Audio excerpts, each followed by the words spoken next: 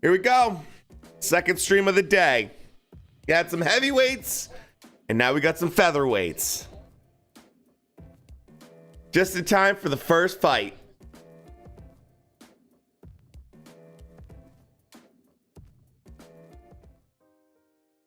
Change my fight poster.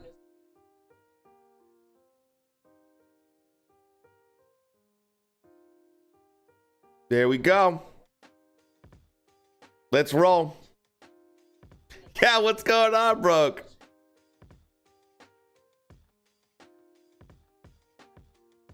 Yeah, I was just gonna say this is Jordan, you're the first person to notice it. I did it as a joke for stream and no one noticed it. No one noticed it whatsoever.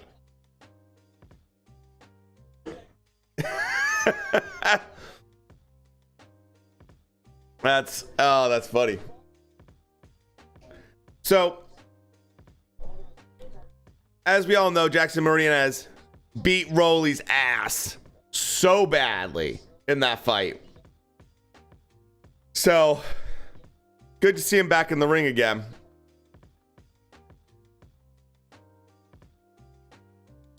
This is actually a huge, huge fight. For Martin in particular, who is represented actually by Earl Spence. Earl Spence is his promoter, which I did not know. It's very interesting. How do you grow a mustache in 2 weeks? I can grow them. This is like 1 week. This is like a week's worth of growth, maybe. Side work as a porn star. Just for mustache rides, John.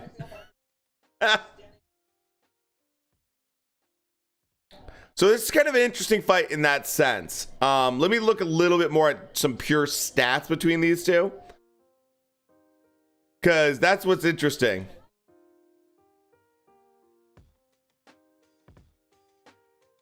Because I know Jackson has a decent career. I don't know a lot about Martin. Yeah, 19-2 for Jackson. He is not a power puncher. Frank Martin, on the other hand, is 15-0 with 11 KOs.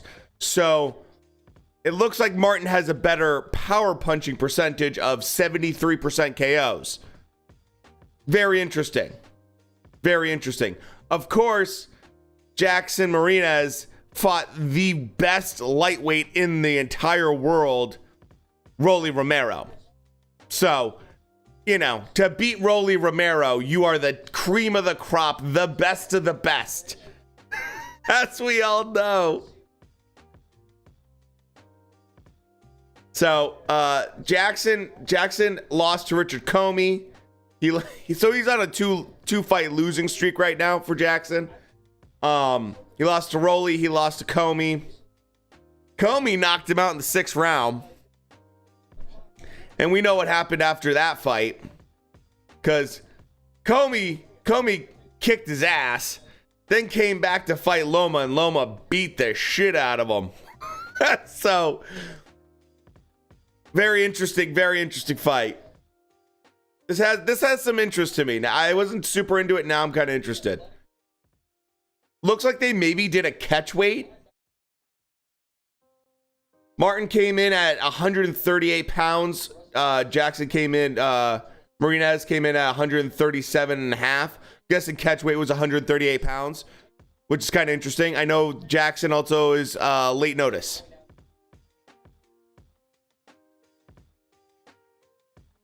So, John, you should have seen it, man.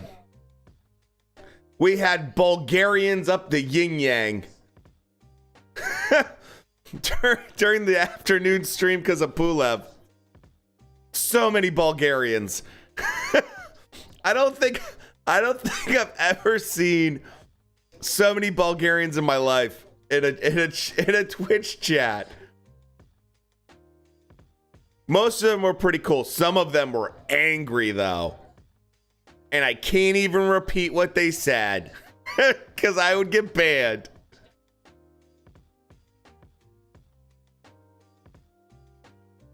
So it was interesting. But I'm shocked. I'm actually shocked the amount of people that showed up for that stream. I thought it was just going to be a quiet kind of UK stream. And the Bulgarians came out of nowhere. Came out of fucking nowhere. Ooh. Marina is nice right hand. This is only the second round, but these guys are pretty high pace right now, which is nice. And they're sitting on their punches already. They're not messing around. Oh, nice left hand from Martin. Martin's a pretty solid southpaw so far. Oh, nice one too. Martin's hand speed is fantastic. This kid's looking pretty interesting, man. I have not watched him all that much. I don't know why people are booing. This is actually a fucking interesting fight. Marina's nice right hand.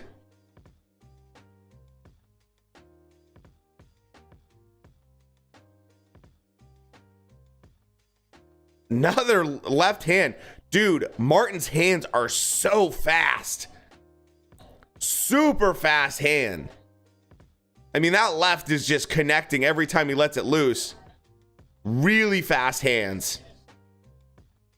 And with this KO percentage, tells me he's probably got a little pop on it too.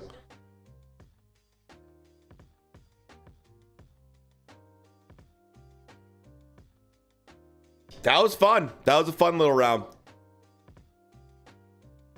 This is a hell of a pace, though. Hell of a pace. We got Derek James as the trainer, who also trains Charlo. So that's interesting.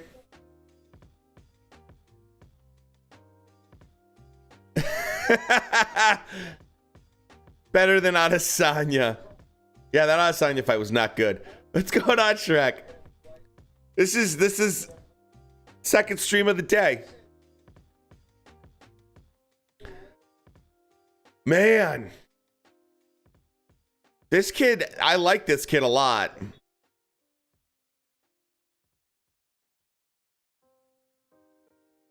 Shrek, you should know who Martin's fighting right now. Jackson Martinez, you know, the guy that just got whooped by Rolly Romero. All these people said Rolly got absolutely gifted that win. We all know who won that fight.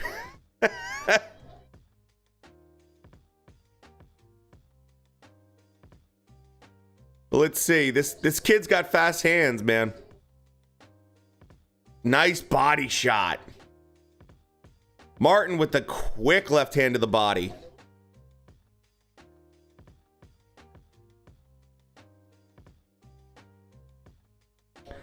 Why Whisper spammed with people asking for a link after you made them talk dirty to you. I can't even imagine how many Bulgarians are freaking in your whispers right now. Rolly won that by KO, yeah. He won it in the first round, but you know, they let the fight continue anyways.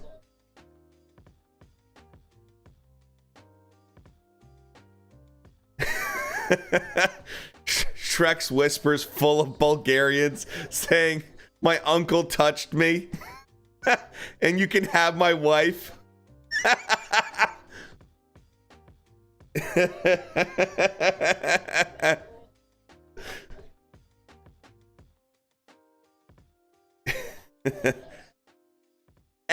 Who knew, Shrek? Who knew there were so many freaking Pulev fans?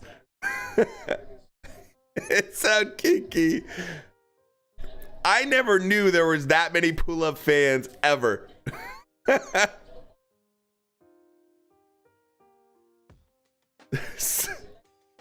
So many Pulev fans came out. There were more Pulev fans than UK fans, which shocked me.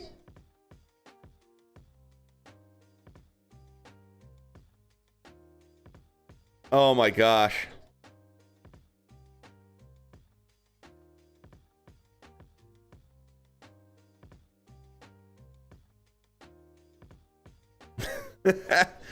All right.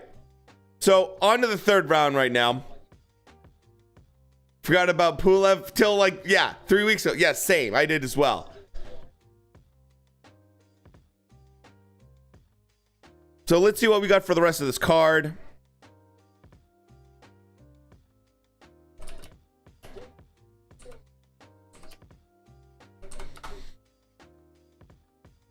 So,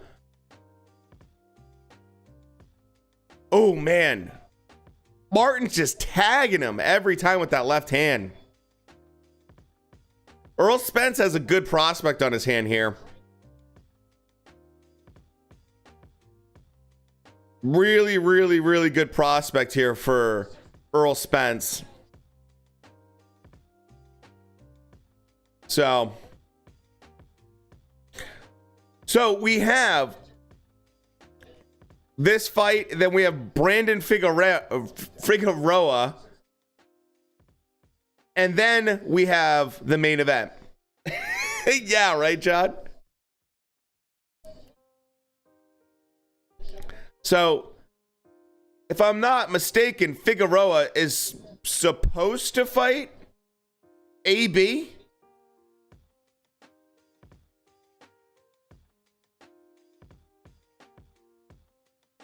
If I'm not mistaken.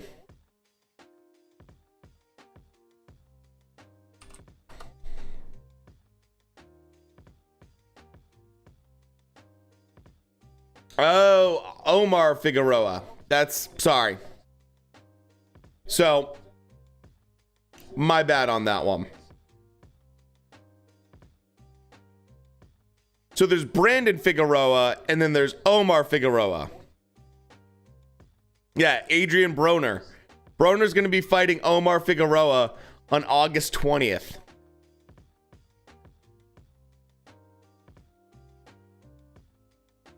On Showtime. Broner's back, baby. He's been working on that rap album. Decided to grace us again with his wonderful presence in the ring.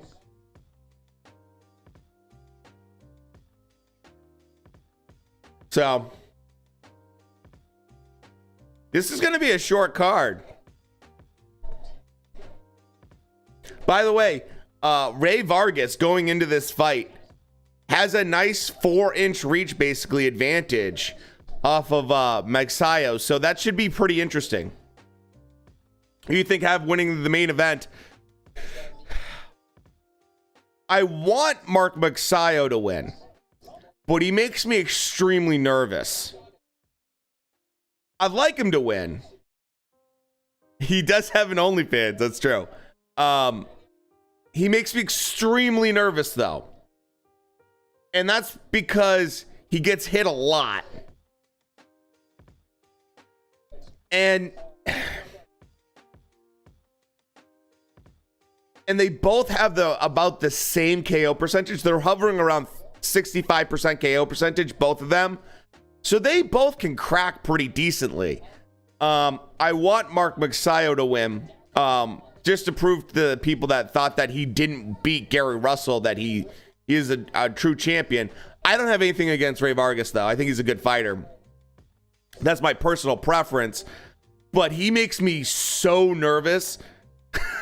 Like, he would not be a guy I would put money on. Like, I'd just be a nervous wreck if I put money on him. He gets hit way too much.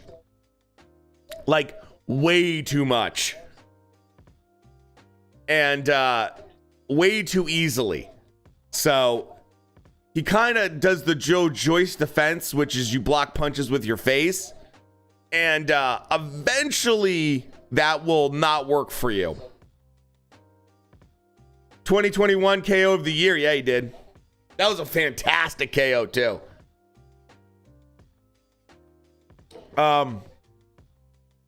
So it should be a fun fight. This fight right now is actually a pretty fun fight. So far, this card's been pretty good.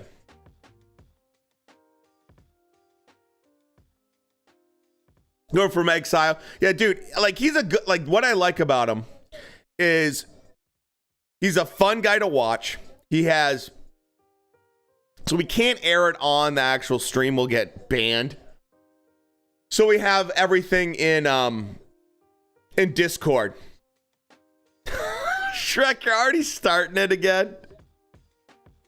3-1 Martin. I think that's pretty fair.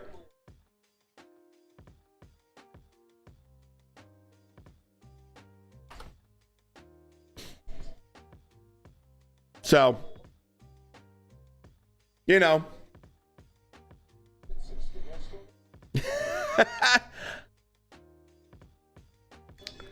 The worst gamer, what's going on?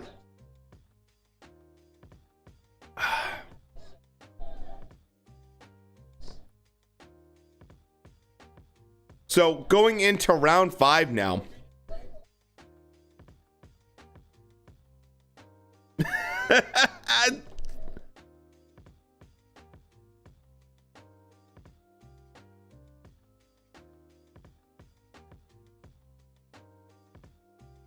Man, this is quite the little chess match we got going on here.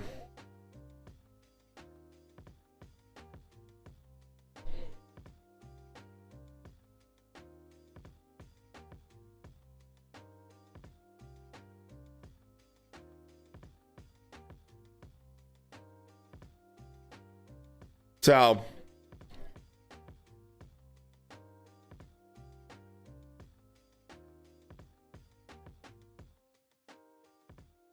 at home, refilling my punching bag to get it to 180 pounds. Just finished out the gym now. How are you about you? Good, man.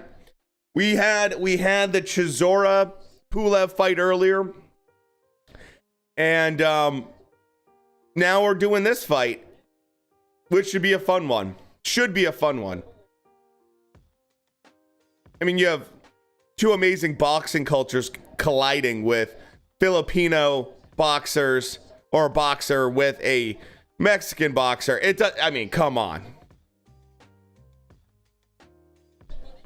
Two legendary cultures of boxing collide for what should be a really fun fight because both guys go out there and crack. Should be a good time. Bang Bang City, thanks for the follow. Appreciate it.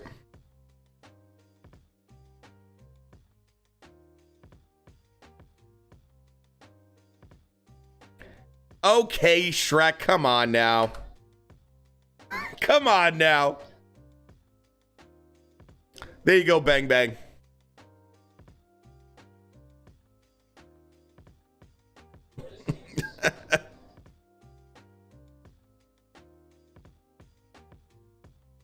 Hey, do not make that racist kind of comment in my chat.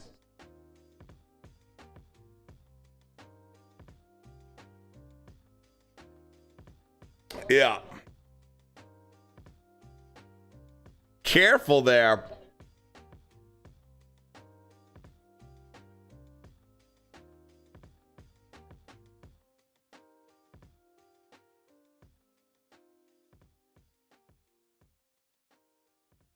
Good round.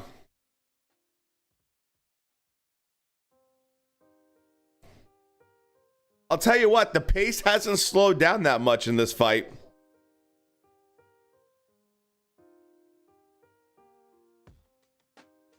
Pace is still pretty high right now.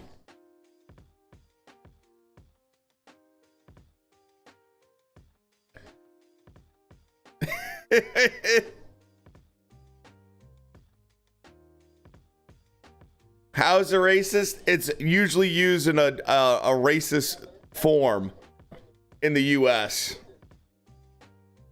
That's how. Seems like there's a lot of cool stuff. Oh, dude, it's awesome, man. There's the biggest thing if you're new to the boxing scene is figuring out all the weight divisions, what the belts mean, which ones are the best, which ones are the kind of like, I call them trinkets. They don't really have a lot of meaning. You know. Yeah, dude, is there anyone you like in particular, worst gamer?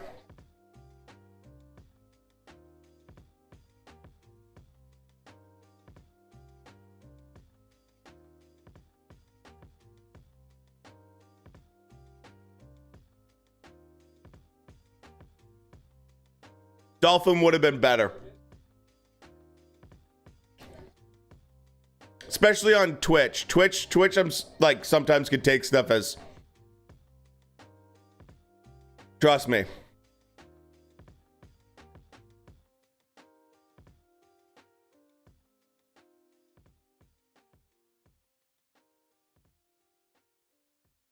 So far, unofficial scorecards have it 48-47. It's not bad.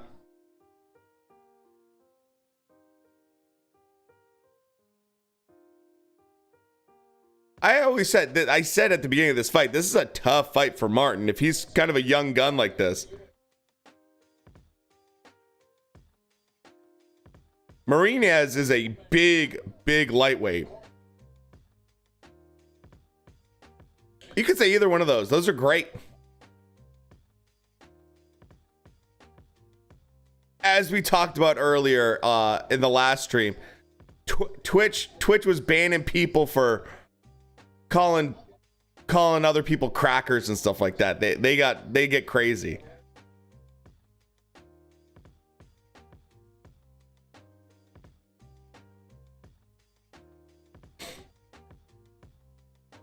So we have Brandon Figueroa after this for a featherweight fight, and then we have the main event. So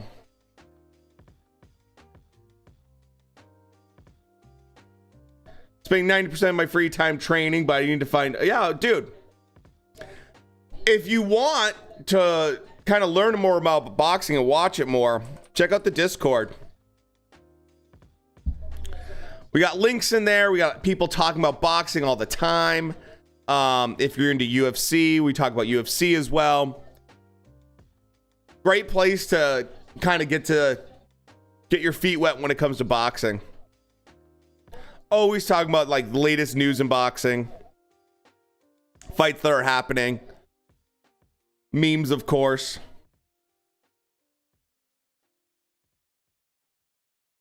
Do I have any tattoos?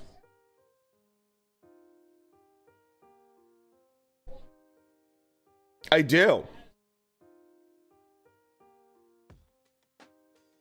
I have over 20 hours of tattooing on me.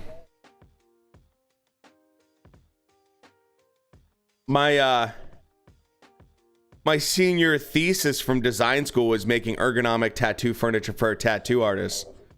And then I brought it to my tattoo artist and got a tattoo with him using it. Supposed to have my first cage fight in December. Awesome, dude.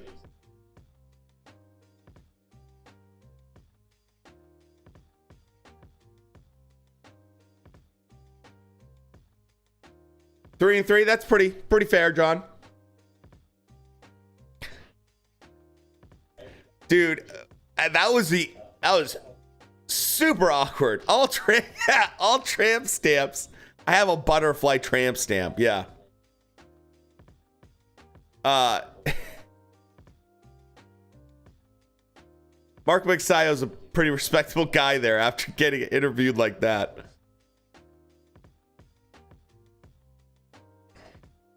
Man, Martin's hands are fast.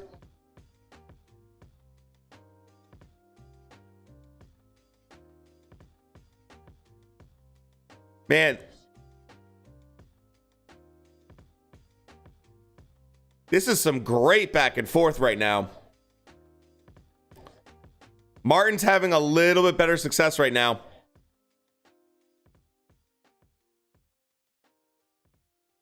Jackson Marinez, dude, is so solid on his feet right now.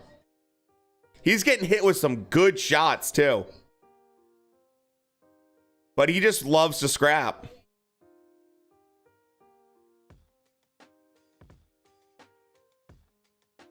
Unofficial scorecard has it 57-57.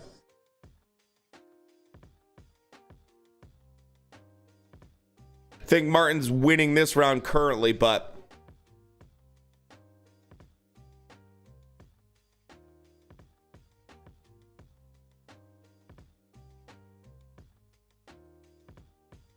so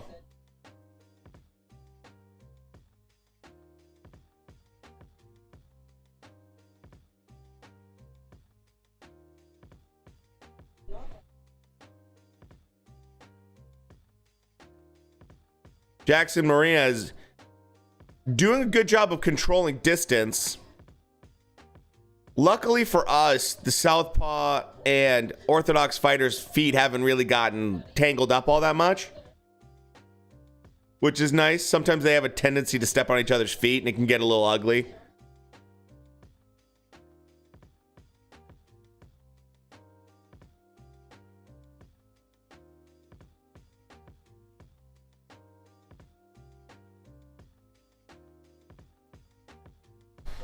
So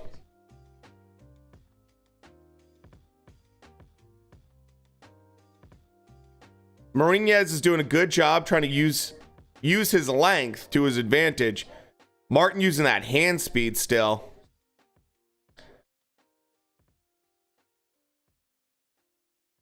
I also like that Martin's throwing usually punches in bunches a little bit. He's usually doing 2-3 punch combinations.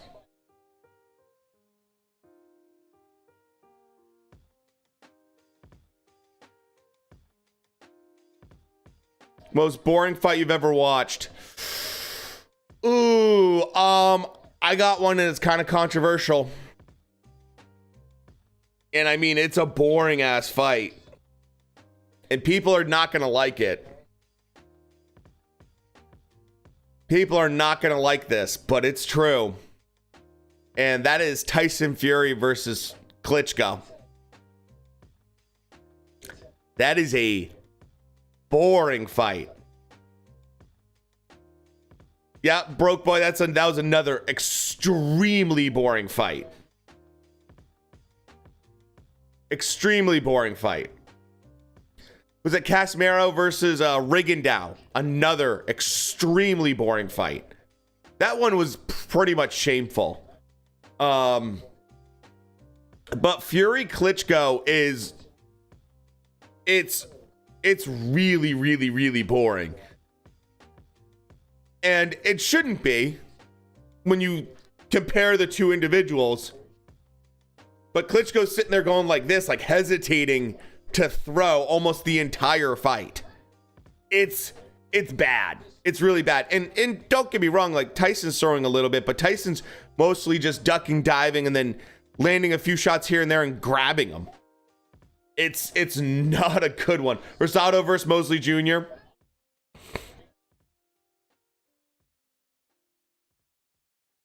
So that's probably one of them that it shouldn't have been, but it was. It was not as entertaining. Don't get me wrong. If you want to watch footwork and angle changes, Tyson Fury is a great guy to watch.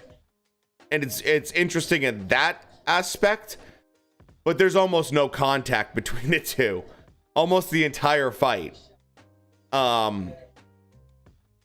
Except for one moment where Klitschko turns his back and kind of heads towards the ropes a little bit and then turns around because he gets a little bit disoriented and Fury hits him. Paul versus Woodley 2 wasn't as bad. It wasn't great either, to be honest. I'm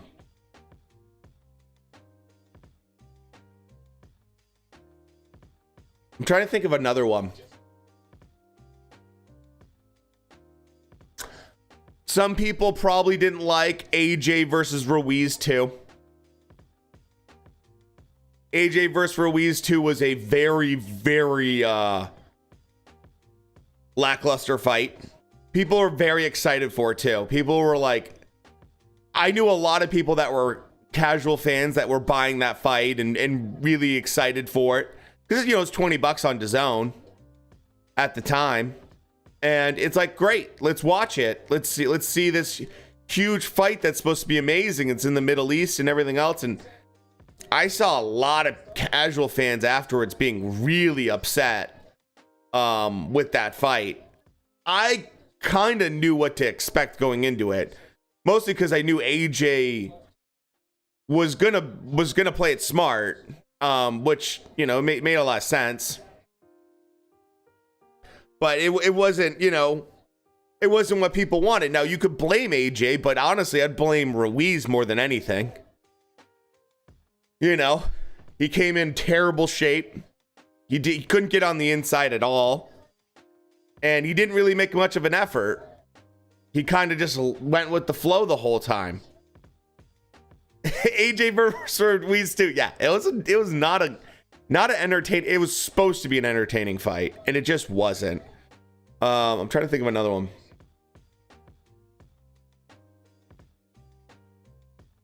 Those are the ones that come to mind right off the bat. Rigondeaux is a dude that has a tendency to have some boring fights. Especially later in his career. Fury's comeback fights. Oh, those were disgustingly bad. Those were really, really bad. I mean, it was clear as day that he wasn't taking them very serious.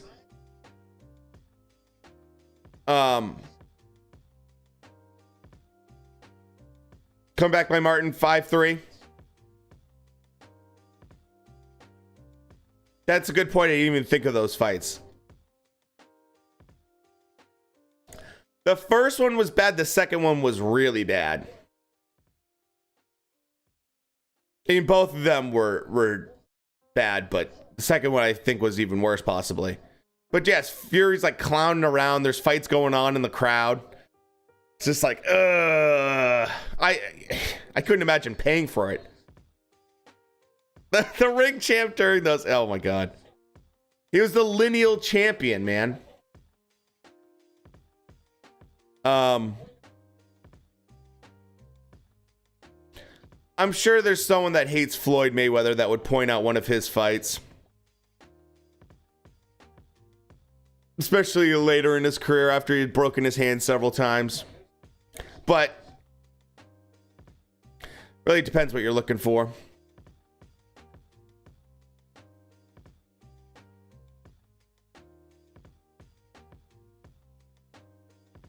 Like, Floyd at that point, you kind of knew what you were going to watch, you know?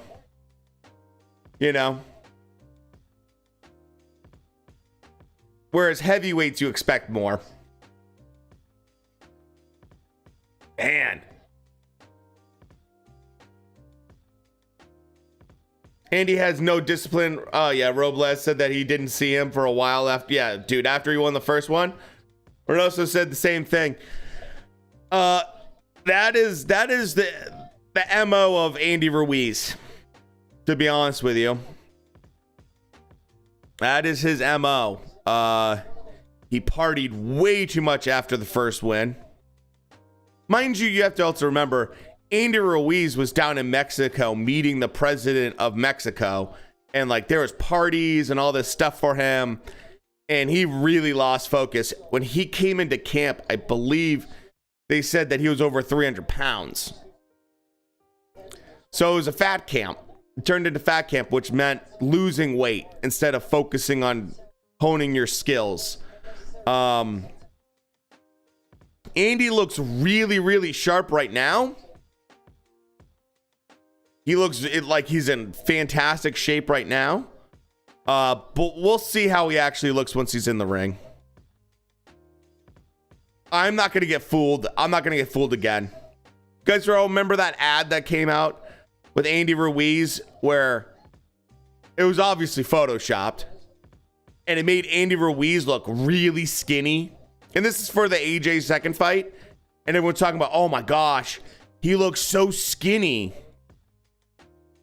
He lost a bunch of weight for the fight. Nah, it's just Photoshop. It was garbage. So, see if I can find that one. Oh, Martin landed some bombs. Oh, and he's down.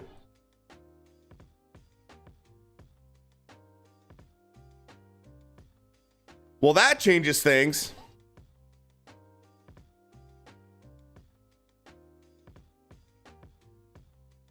Here's the photo.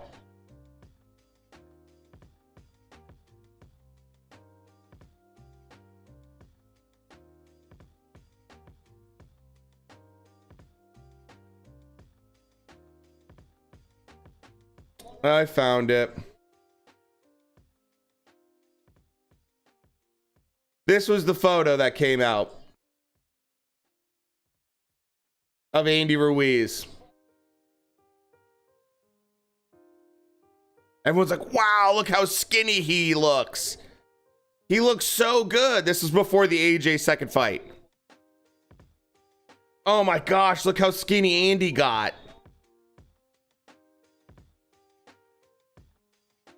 Then apparently there were like 15 pounds in his sombrero and all this stuff like that. And dude, it is fake. So, yeah. I don't believe anything until he steps on the scale and he starts fighting. Everything looks weird in that. His face looks weird in it. Everything looks weird.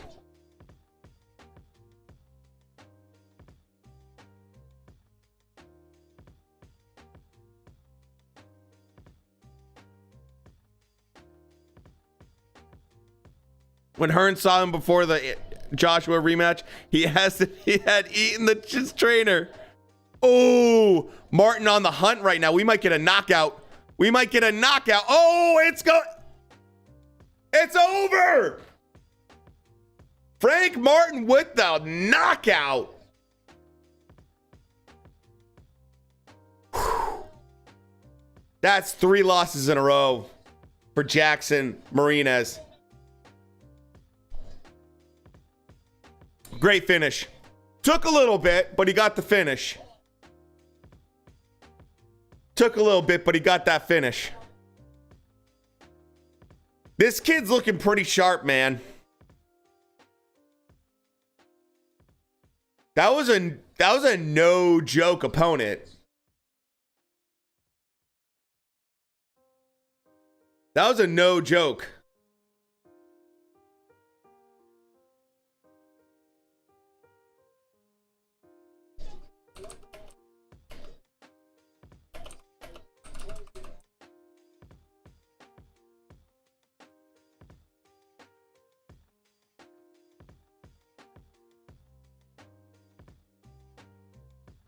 No, Tank doesn't want that smoke.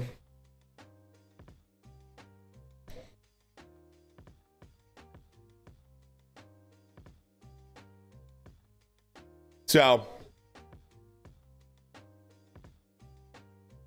Frank Martin's fighting a guy that's fairly good size for this weight class. Man.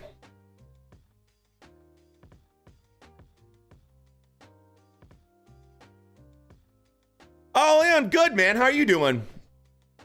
Second stream of the day.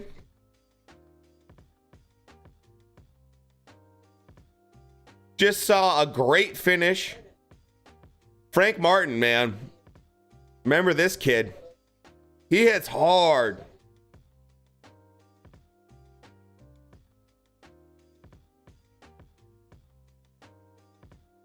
So now we got co-main and we got main event next. So can't complain.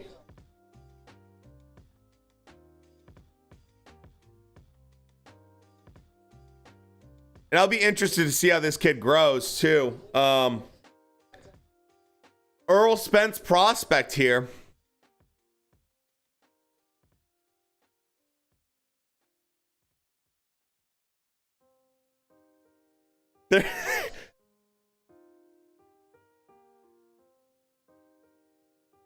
Showing Earl's reaction, and he's got to be a happy boy.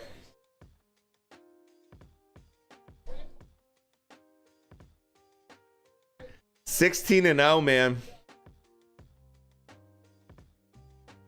With the poor, he knows what's good.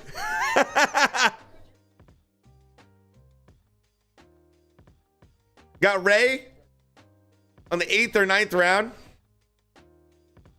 You think he's gonna stop him?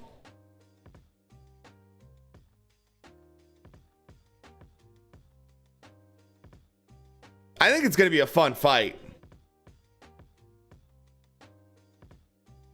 Good stoppage. Fight of the night, yeah. Both, yeah, really clean, aggressive fighters. I do think we're gonna get some fireworks in that final in the main event though. Both guys kind of swing for the fence. MAGSAYO stops him in the round 11.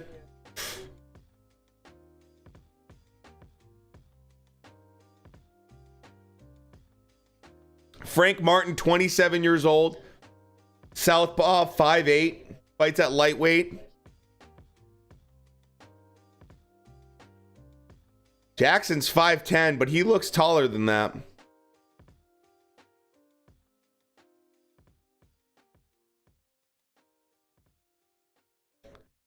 I think you can safely say I don't know if MAGSAYO versus Vargas is going to go the distance. Be a Mexican style fight? Yeah, it will. Like I said earlier, you got Filipino fighter versus Mexican fighter. Those two fighting styles.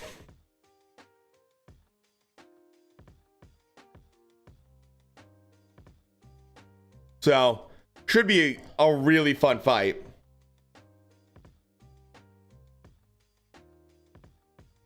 Vargas get beat by guy, says John. We will see. MAGSAYO's the younger fighter.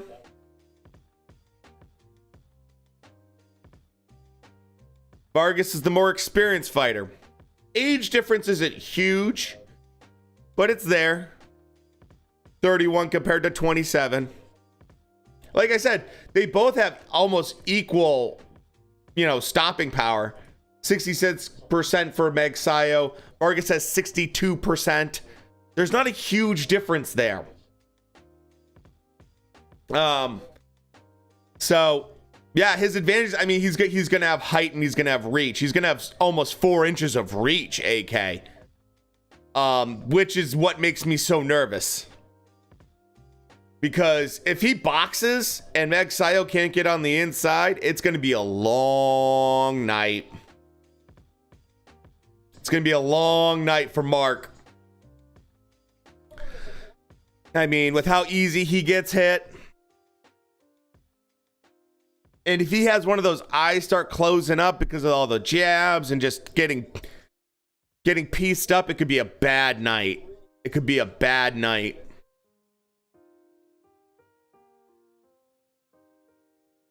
Man, I feel bad for Jackson Marinas, man. Dude should have guy should have gotten his hand raised when it came to Rolly. Then loses to Richard Comey. And now he just had a fantastic fight with Frank Martin, who was just a little bit better. Just a little bit better, man. It's going to be a great fight. Yeah, they're made for each other. This is one of those fights where you don't want to look away too long. Because someone's probably getting knocked out. I'm glad Rolly got knocked the fuck out. I think you and a lot of people, G-Fig, what's going on? I think you and a lot of people are happy to see Rolly get knocked out. Look, Rolly knows exactly what he was doing. Yeah, that's a good point, AK. The only thing that makes me a little bit nervous too, AK, is that I was really, really, really high on Elvis Costello. I was like, man, Elvis is going to be special. And then he just got absolutely bombarded and bullied around the entire ring. Rolly versus Isaac Cruz. Yeah.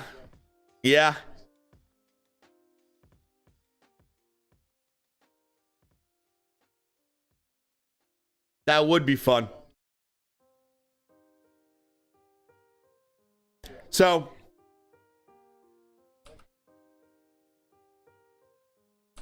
I do like how they do this trainer track stuff, man.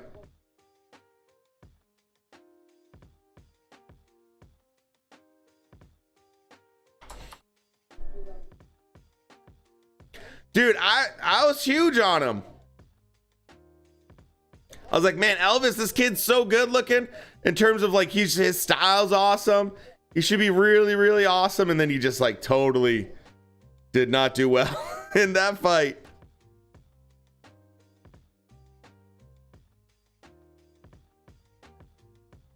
Ko is about to start. We just got done with the first fight on the main card. Now we have Ko. Brandon Figueroa. Yeah, exactly. Levels. He got smothered, which I did not expect. And I think it was one of those classic cases where he'd been knocking every single guy out. He'd been knocking every single guy out. And then he found a guy that would not go down no matter how hard he hit him or how clean he hit him. And he's like, oh shit. And the other guy's like, okay, I'm going to smother you and do more work. Like, damn, dude.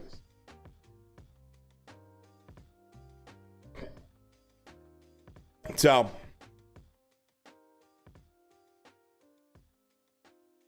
I hear you, G-Fig.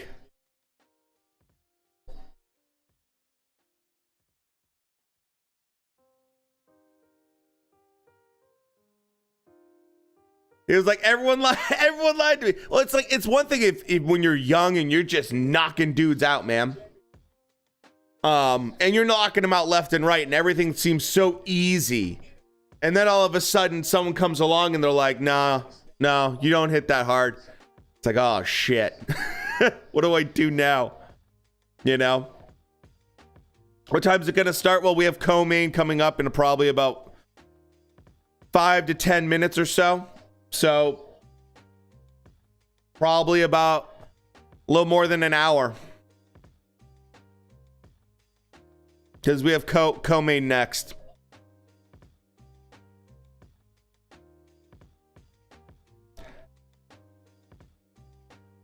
I was really happy to see that Mark MAGSAYO did get that nod in that fight. You know? Esteem to KO Jake. I mean, that is going to be part of it.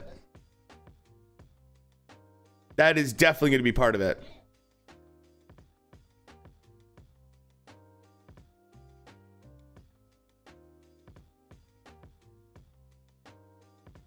Yeah, and they're showing all the upsets that happened last year. And knockouts. What? Unorthodox Figueroa relevant. Oh, wait. Reinvent himself for this fight. Probably not reinvent. It's really hard to reinvent yourself. I'll say this. AK. Every time a guy says he reinvents himself, right? This happens all the time. They always say, oh, he reinvented himself. Oh, he's got a new style. They always say this stuff, right? And they do. And they try. And then they get into the heat of the battle. And they start getting hit. And they start getting into the trenches. And you know what they do every time? They go right back to where they were. They go right back to their natural style that they've had for years. So anytime you hear they're going to reinvent, they'll try, you know? And it will work out for a certain amount of time. And then they will immediately go back to what they do best. Certain guys, like, I'll give you an example. A guy like Isaac Cruz, right? We saw him. He's an inside volume puncher. That's what he does. He mauls you. That's what he does. You could say, okay, well, he's going to focus more on, you know, ducking and getting underneath people's jabs and trying to be a more precise fighter and less focus on mauling people, right? And he could try that, but as soon as he starts eating leather, you know what's going to happen. He's going to get in that phone booth and start banging away. It's what he does. It's what he's good at. It's what's always worked for him. It's his natural style. Yeah. Kambosos tried it against Haney. He just couldn't do it. What did he do? Went back to his last style. It's like, I love that idea. And don't get me wrong, it doesn't mean they can't evolve over time. Especially young fighters can definitely evolve over time. They can get better. They can get smarter. That's absolutely true. I mean, you want to see a difference in style, even look at someone like Canelo's evolved to be a smarter fighter overall. He wasn't always a super defensive fighter back in the day, right? He's become a very defensive-minded individual and done a really good job at working on his defense. He's like refined his craft a lot more. That happens, you know. Danny Garcia versus Benavidez, man.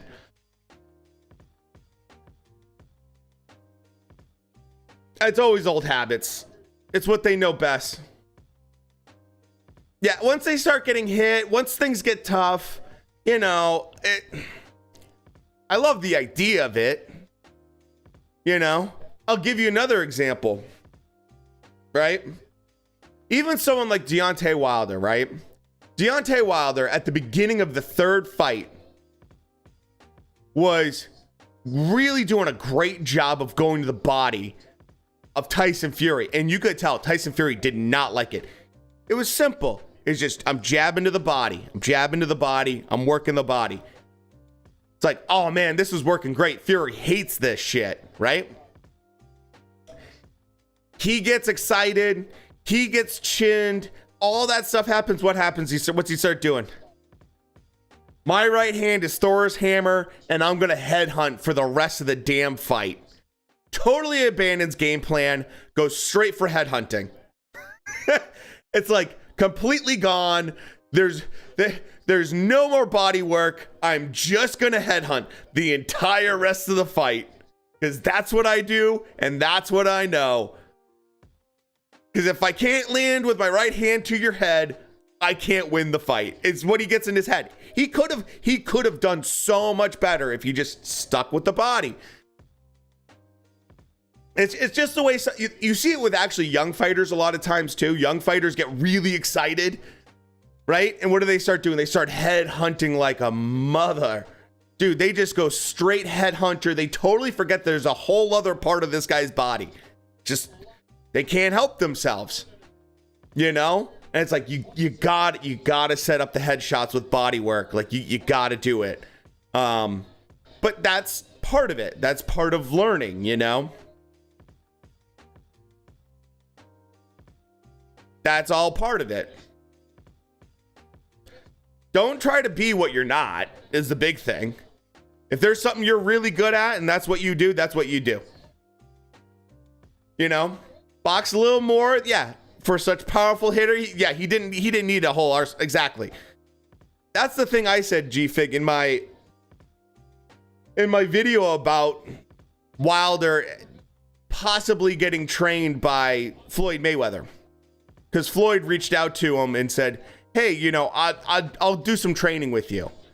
And I said, look, are you going to change Wilder's style? No. Are you going to make him a better boxer in terms of like he's going to be a substantially better boxer, like going to mimic shoulder rolls and Philly shell and all that? No, he's never going to do that. That's not Deontay Wilder. But if you can make him like 2% better, 2% doesn't sound like a lot, but it's all you need when you have someone that only needs to hit you once to knock you out, right? Like, that's the difference. It's just the way he is. So, we even saw it with Devin Haney. Devin Haney got high on his britches. He was absolutely destroying Jorge Linares. His jab looked gorgeous. He was controlling that outside to mid-range so comfortably and just absolutely dominating in a way that I was like shocked. I was like, holy shit, Devin Haney showed up to school Jorge Linares. What'd he do later in the fight? I want to go for the knockout. He started fighting Jorge Linares on the inside, which Jorge Linares has really fast hands, even at his current age. Doesn't have the best chin, but he's still got pretty solid hands. And we saw Devin Haney do a little little funny walk after getting absolutely clocked right on the chin. All he had to do was fight from the outside. He would have easily won and embarrassed Linares. But, you know, he wanted to do something different. He wanted to change up his game plan. He wanted to fight on the inside. No reason to, just that's what he wanted to do. It's like, you know, not everyone's going to be a knockout artist. It's just not the way it is. And plus, it's a chicken dance. Plus, it's not like Haney doesn't have a little bit of time to get a little more power.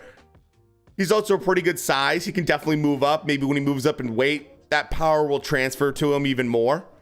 You never know. But in general, he shouldn't be trying to look for knockouts. He should do exactly what he did against Kambosos, man. So, you know, I love when guys try something different. That's my big thing, is I like when guys try something different. It's kind of like when you saw Fury go from Ben Davidson, you know, and he changed camps right before the second fight. You're like, everyone was like, what's going on? He's going to the Kronk camp. Like, I can't believe he's completely changing after Ben Davidson helped him. And what happened? Fury looked like a different fighter, but it really wasn't. He just put on more weight. He was 275 pounds compared to 240. And he just mowed him down. Loma is back in October. He is looking to fight in October. That is when we are most likely going to see Kambosos versus Devin Haney 2. And basically, they're setting it up for winner versus Haney versus Kambosos, which is most likely going to be Haney. We will get a Lomachenko fighter of the winner. That's generally how I think they're trying to set it up. Which, sign me up. Loma versus Haney is like must-see TV. Both guys are quickly, I mean, Loma's must-see TV. Devin Haney's must-see TV. Them together, it's a really, really interesting fight. Regardless of who you favor, the other guy has serious skills that can, if he can implement them, can change the fight completely. Neither one of them power punchers, but both of them highly skilled in different ways. So, Figueroa is probably the favorite on this fight, but we'll see how this goes. I wonder who was going to win. Yeah, dude. Who they going to make Loma fight is the big question. I think it's pretty hard to find opponents for a guy like Loma. One, it's not like he's unbeatable. He can be beat. But he's also a guy that can completely embarrass you. So it's like you have to be supremely confident going into the fight. Like you can't go in thinking like, oh, I might lose this fight. It's like, no, you got to be really confident in yourself. Because as soon as you start breaking mentally, Loma wins. Loma going to get a soft touch for the, yeah, probably. Loma's probably going to get some kind of easier fight coming back from war, from Ukraine, and then probably get the winner of Devin Haney versus Kambosos. That's generally the thought. Who knows? You never know with the belts. One of the bodies might say, no, you got to fight. You got to fight Ryan Garcia for all we know. But, you know, think Loma needs a tune-up fight before he fights? Absolutely, he needs it. All the good 135 went to 140. I mean, yeah. Lopez went to 140. I wouldn't be surprised if Haney goes to 140. Ryan Garcia definitely will go to 140. Tank Davis will probably stay at 135 pounds. Shakur Stevenson will probably come up to 135 pounds from 130, which makes a lot of sense because he's really good size for 130 pounds. And I don't know if there's a ton hanging around at 130 for him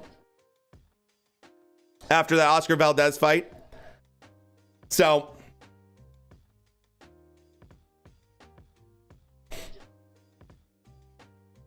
it's gonna mix things up.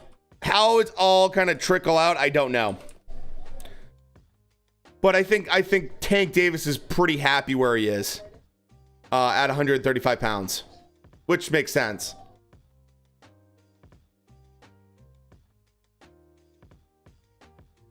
So Brandon Figueroa has a 70% KO percentage. Castro has a 42% KO percentage, to give you a sense. They both have one loss. Castro has 27 wins. Looking over his general resume, Neary is a pretty interesting fighter that he's fought and he lost to. On the other hand, Figueroa over here, I mean, obviously the Fulton fight, he beat Neary. So, little bit better resume.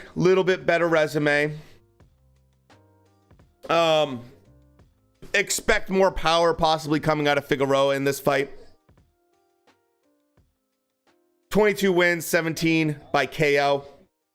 Pretty solid KO percentage for, I mean, the kid has a baby face.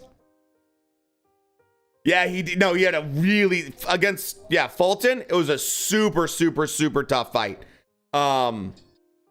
Super tough fight. Really good fight. And some people think he won. I thought Fulton won. I think it was the right call got made, but it was a brutally hard fight. Which, I mean, this kid's 25. So he still has some time to develop a little bit more. Castro's 28, so he's not that much difference in age. Not a huge difference. But man, if you look at Figueroa, you'd swear this kid's 21 years old looking at him.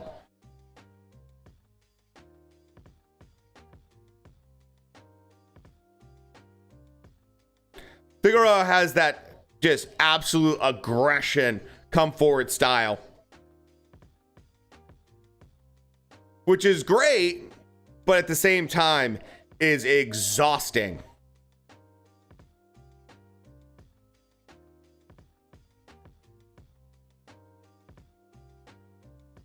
Castro's doing some nice solid shots. Nice uppercut right there from Castro.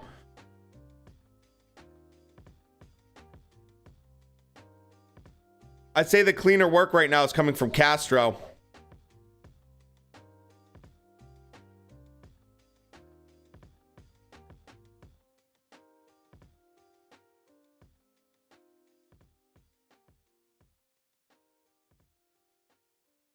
Nice little body shot right there from Castro. Again, man, Castro cannot miss with that right hand to the body.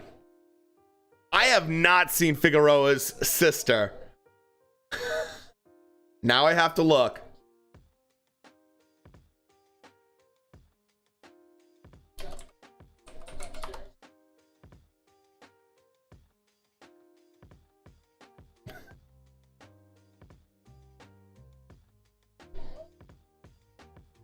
Oh yeah, she's pretty.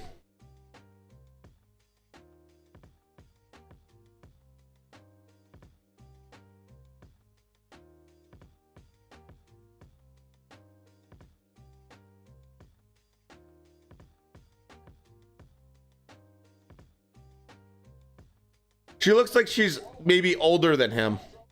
Could be wrong though. So glad that Brandon, right? Like Omar, yeah. Well, now we got Omar Figueroa going against Broner,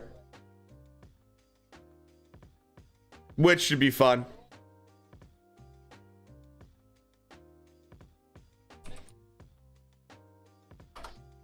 Castro's doing really well. I think he's winning this fight right now. I definitely had him winning this round and the first round so far.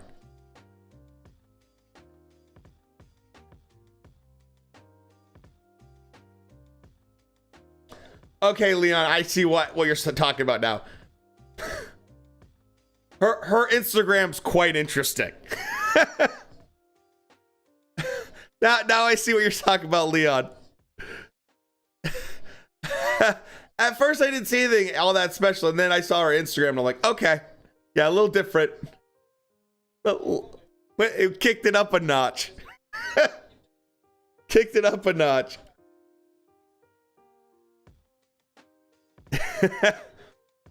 Yeah, I'd say pretty close. I think Castro has a little bit cleaner work right now.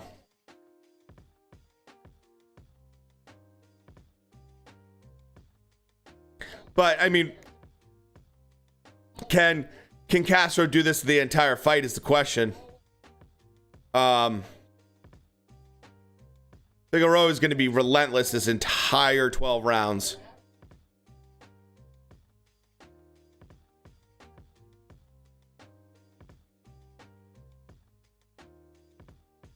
Oh, nice right hand from Brandon Figueroa. He landed a hard right hand. Both of them going at it.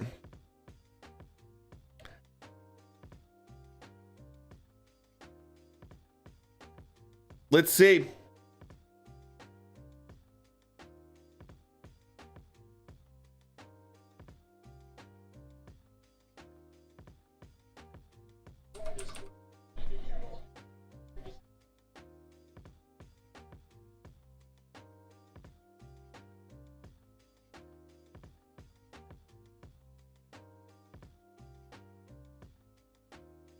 Oh, another good right hand from Brandon Figueroa.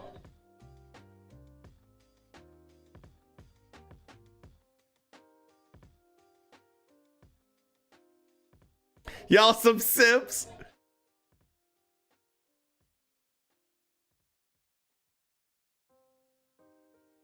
What's going on, vet?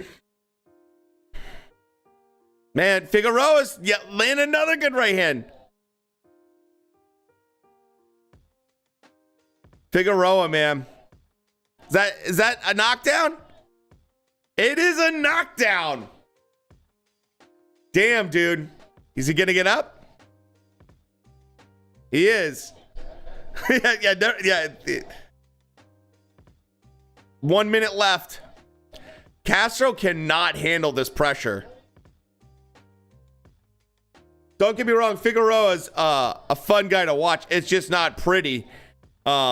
He is just relentless. I mean, this is...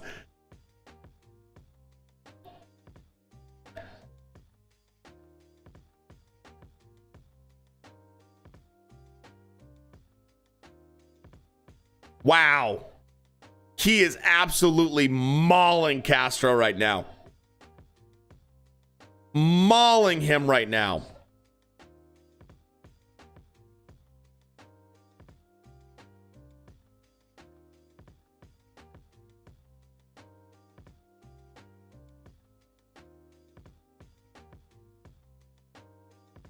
This fight's definitely changed. Dude got up at 9, I know. Yeah. I think he took a moment. I think he took a moment there. And he was like, I don't know if I really want to get up.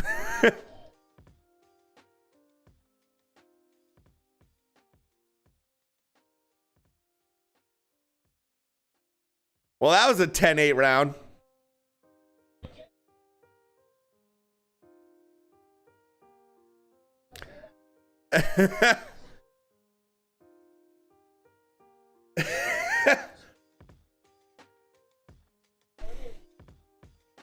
Huge round for him, John. That ought to be a 10-2. That should be a 10-2.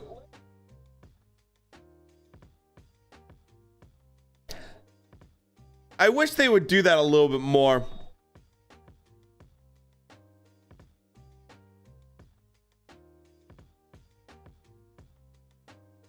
Dude, he is just eating him alive in that round. But that was a lot of energy. See if he changes, maybe slows down a little bit this round.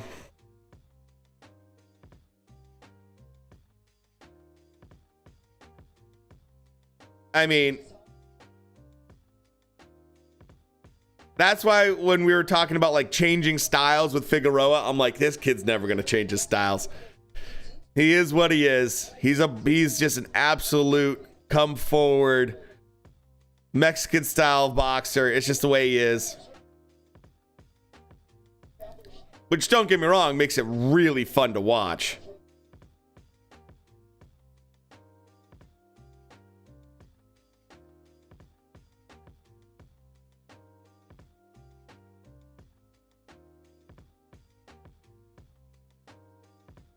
Man, if Castro stands on any amount of time on those ropes, that's dangerous right there. Cannot, yeah, he can't handle that pressure at all. It's just, it's way too much. It's way too much pressure. It just limits his options in terms of mobility so much. Figueroa's slowed down substantially this round so far, for obvious reasons.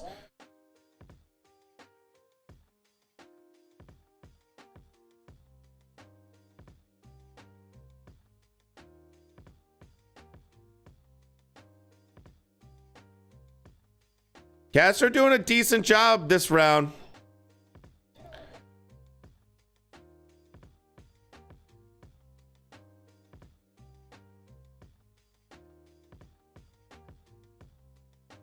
Dude, the freaking cardio of Figueroa is insane.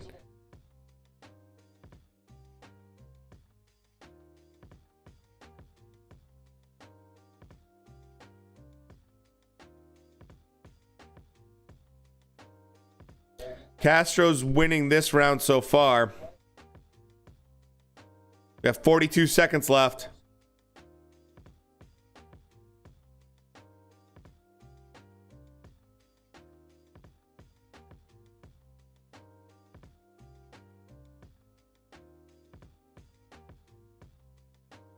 Man.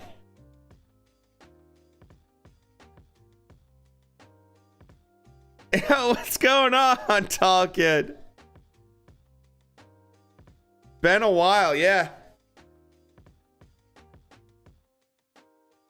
We watched Chisora versus Pulev earlier. Now we're watching this fight.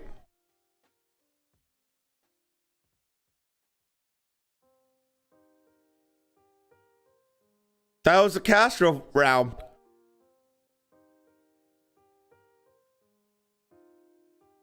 Saw live? I've never actually been to a live boxing event. I've never had the money to go to a good fight.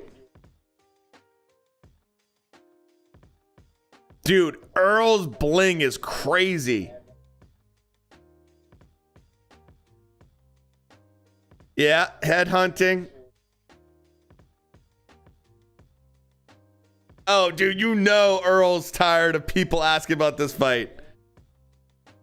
Went to Canelo versus Mayweather. That's freaking epic.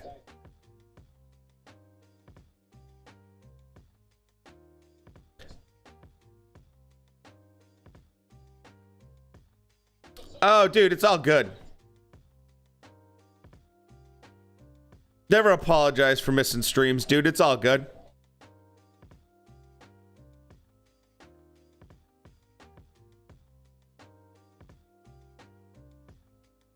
You know?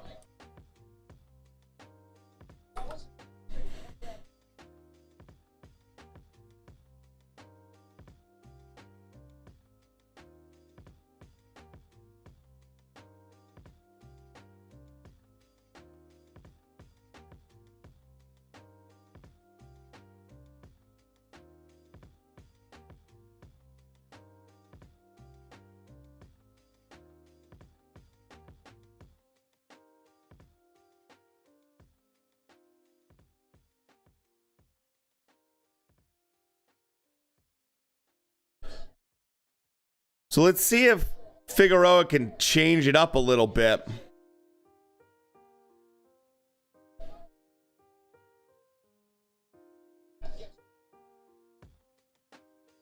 Always good to have you here, tall kid.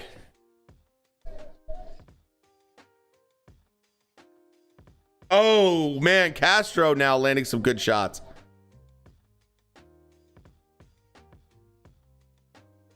You'd be surprised the amount of love Jake got during the chat during when we're talking about Charlo and Pulev, a lot of people are giving Jake a lot of praise, actually.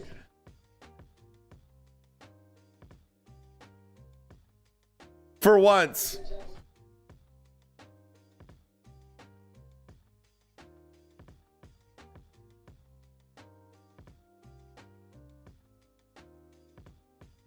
Man. Figueroa is trying to use the ropes, but just not able. Yeah, dude, it was like people being like, hey, I think he should get some praise even if he doesn't win his next fight. You know, the fact he's doing that and all this stuff. It was like, oh, wow. Yeah, people were talking fairly positive about Jake Paul. Really? Think it's just too much of a jump for him, tall kid?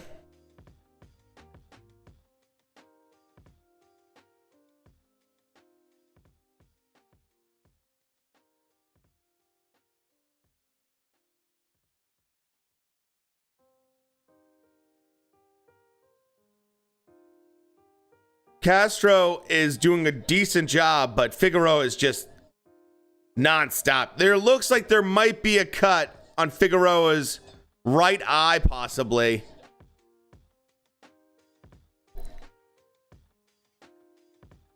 Let's assume making 200 won't be as hard as people, yeah. Small cut on Figueroa's right eye, right here. So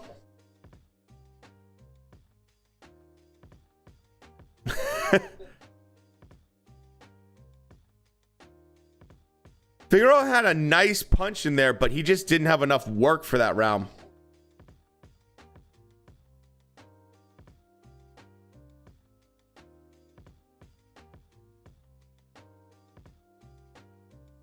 Oh, he's definitely still in it. He is definitely still in it. Has no defense from what I've seen. That can always be a problem. That can always be a problem. And it's not like, I mean,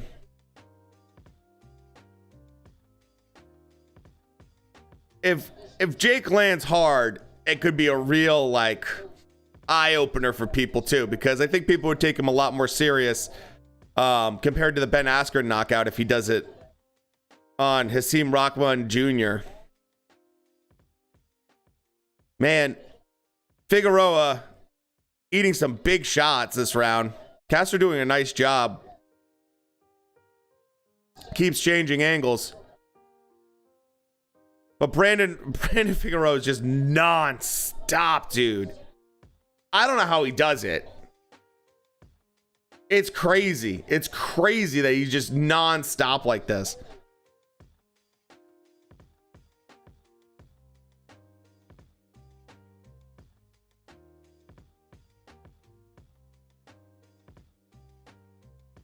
Castro's still doing a decent job off the back foot.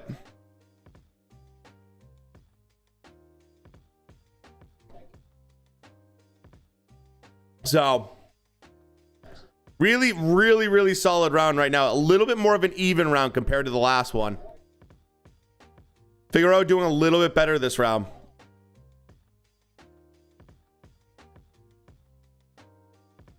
Watch the heads, boys. That's the last thing we need is a cut.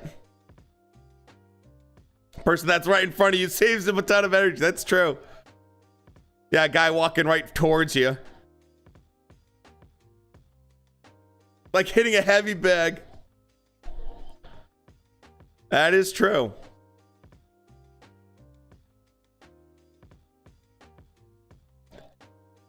Figueroa landing some nice shots. Figueroa now. And they stopped the fight.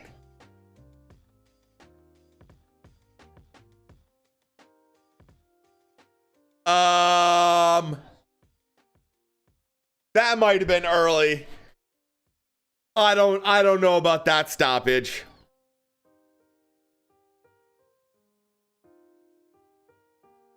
That was early. You gotta let Castro try, man. You gotta let him try to fight off the ropes.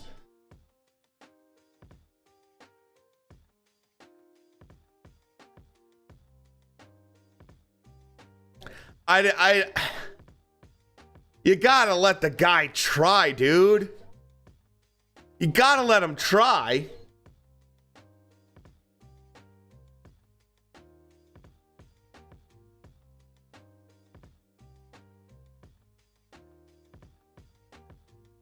He's not complaining, that's true. But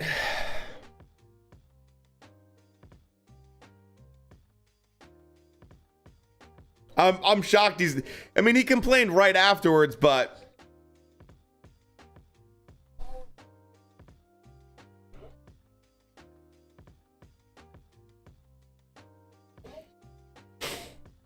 so let's look at some of these numbers here. I mean, in terms of landed, both of them not too far off.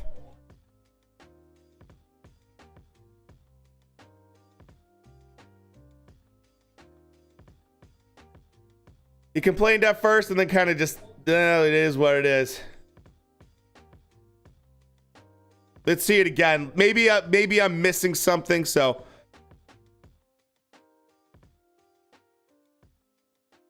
Ooh, good right hand from Figueroa.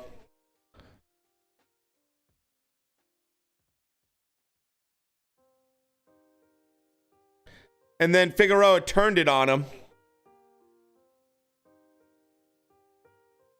Okay. His legs got a little bit wobbly.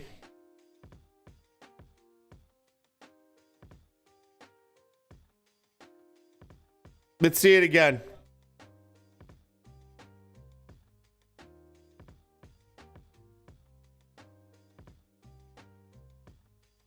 It's getting hit.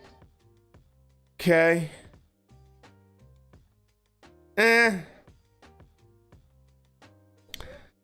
Probably not the best stoppage, but not the worst. Not the best, not the worst.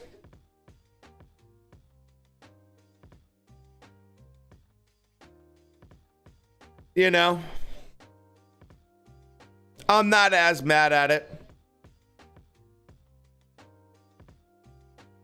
I'm not as mad at it after seeing the replay.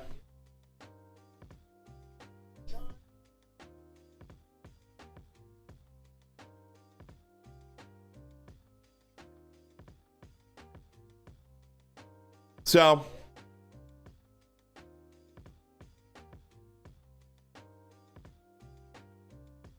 King Kong versus yeah, Godzilla. I know, Shrek versus Mike Tyson. Isn't that a great name?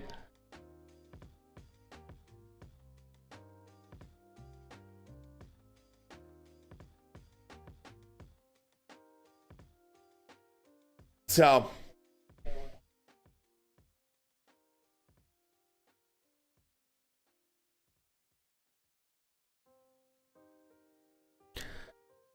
you don't have to explain it, my dude. Eliminator is a trinket to put you in line for a belt.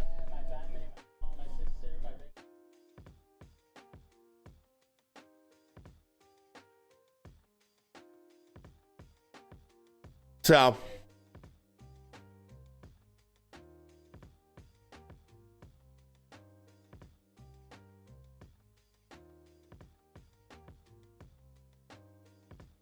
let's see what other people are saying.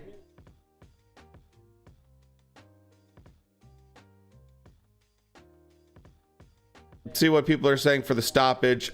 Agree. Rose getting tagged. Should have been stopped. Jumped the gun. Could have been a few more seconds. Should have given him a count. Too early.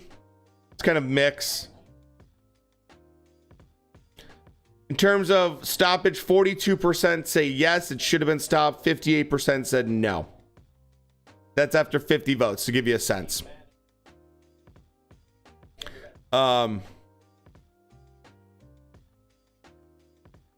Hey, I won't complain about a fight being stopped a little bit early if we can get to main event. You know what I'm saying?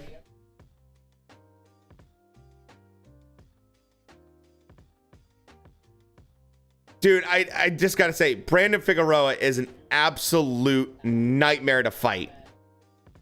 What an absolute nightmare to fight. Like,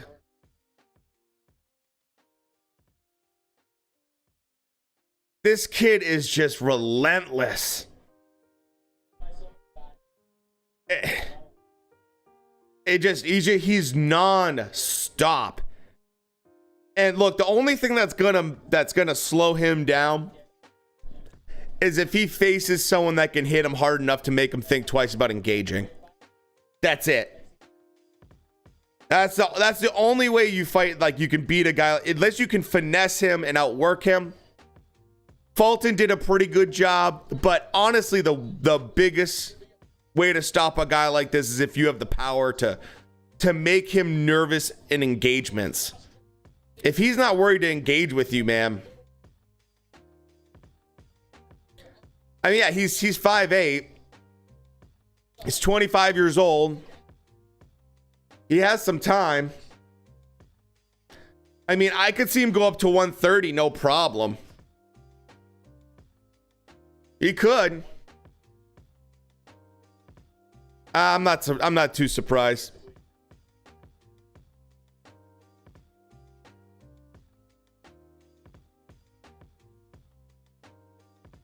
Oh, it's Tim Cheatham. That's why. Cheatham's not a good judge. He's not.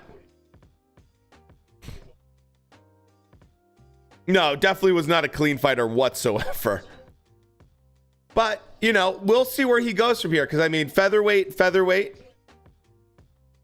Oh, thanks for following me on YouTube, dude. I appreciate that. I gotta make some new content. Oh, Bird is the worst of all time, dude. Bird is the worst of all time.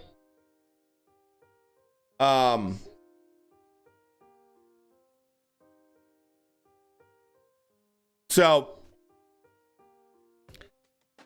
like I said earlier in the last stream, I'm gonna be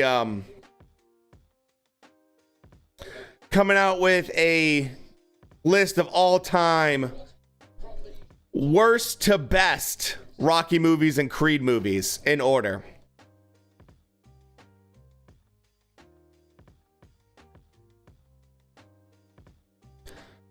So,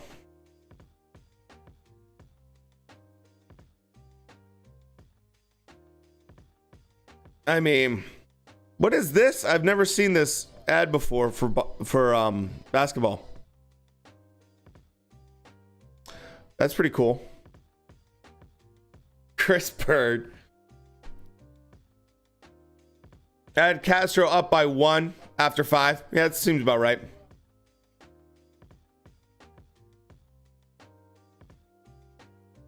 One judge who gave Canelo a draw. Yeah, that's Bird. That's Bird. So,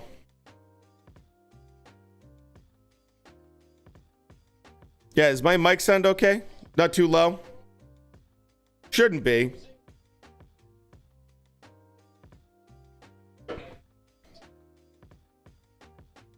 Shouldn't be too low.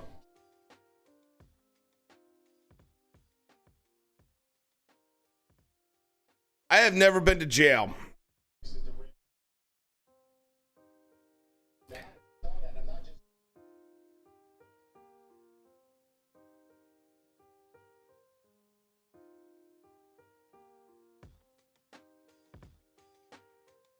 Yeah, that bird.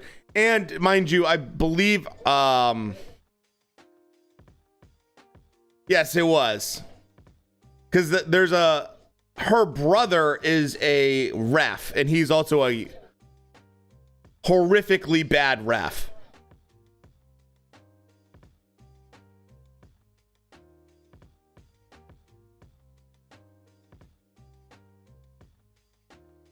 Never been arrested, never been to jail.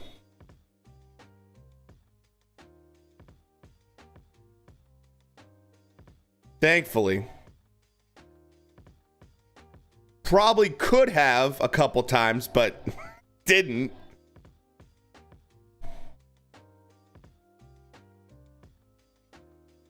Okay, we have main event coming up. You know? Yeah, I came from the same corrupt tree.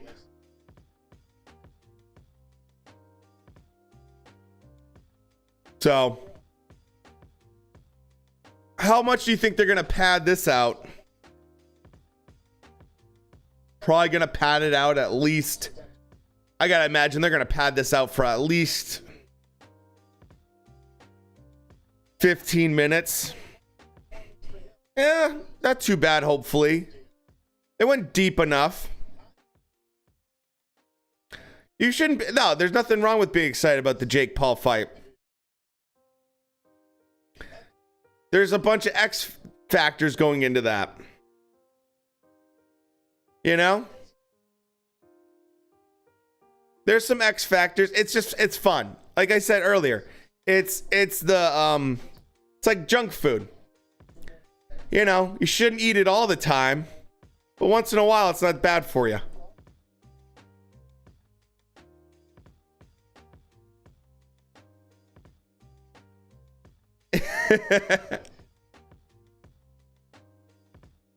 So,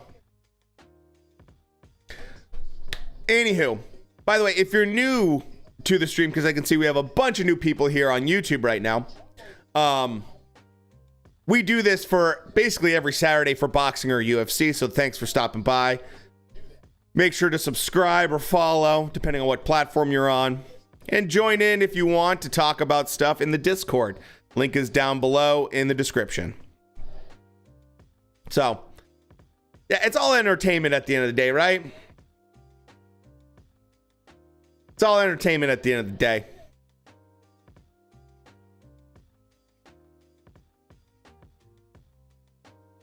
So, yeah, you have called both, haven't you? You think Vargas is going to get it next?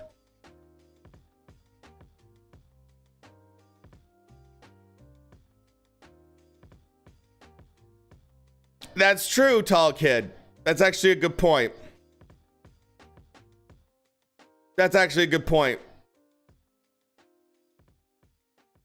All right. So, Spencer, by the way, thanks so much for the follow. Appreciate that. They're actually showing some highlights from this year, which is pretty interesting. They're probably going to milk this for a little bit, and then we'll probably get the main event.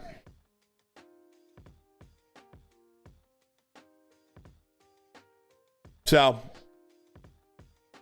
can REY Vargas get in there and get the win? Or will Mark MAGSAYO overwhelm him? It's the real question.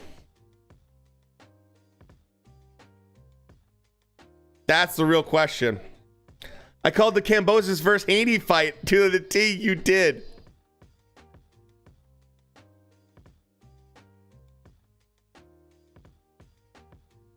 So, right before we hit main event,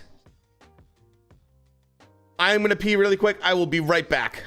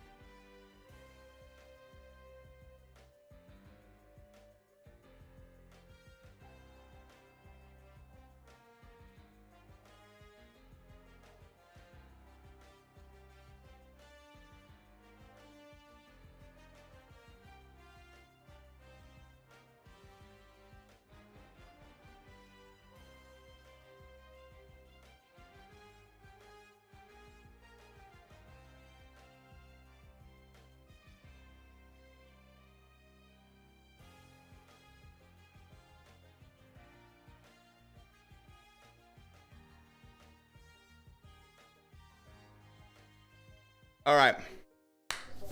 Back. Yeah, I did pick Mag. So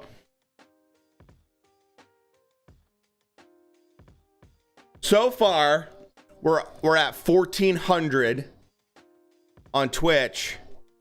We're closing in 700 on YouTube. So, it's been a good year so far.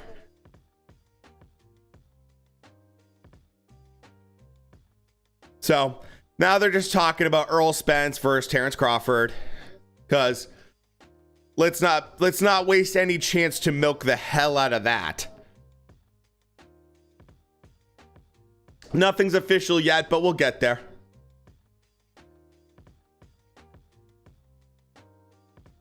So,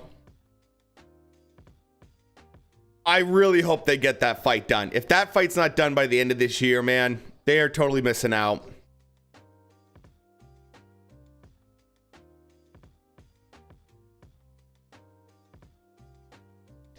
That's actually a good point. Derek James could be trainer of the year.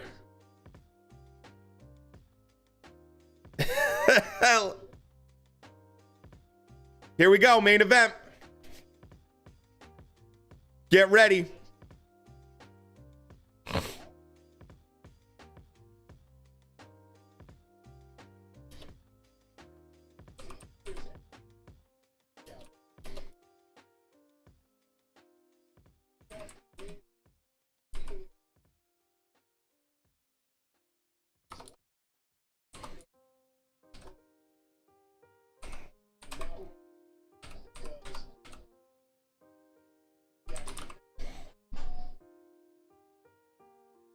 I don't think this goes the distance.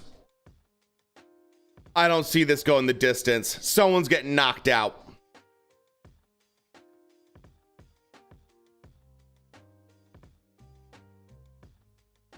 I think someone's getting knocked out.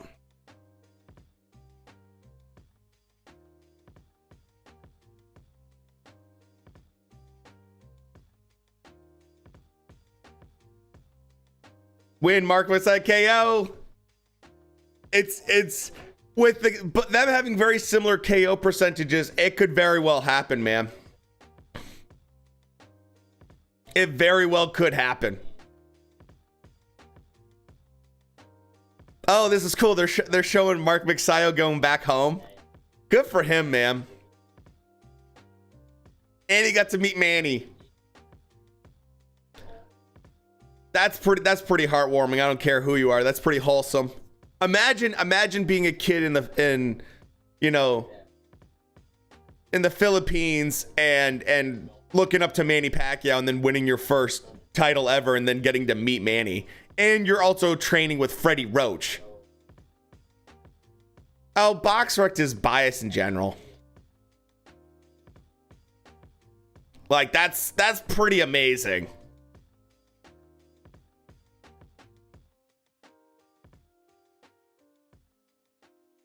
That said, he's going up against a very solid Mexican boxer.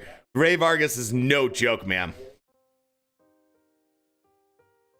He's tall. He's going to have the range. It's going to be interesting. Early by the 5th. Or it goes 12. I just don't know how. This goes the distance. Both guys hit hard. Both of them like to engage. Man. I wasn't super pumped for this fight until like, I don't know, a couple hours ago. And I'm like, man, this actually is a really, really good fight. I got to stream tonight. We got to do a double stream today.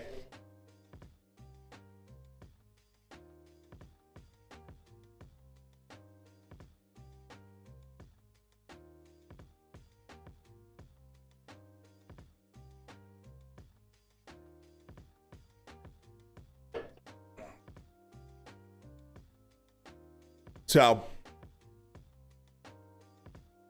yeah, 2 years without boxing is a decent amount of time.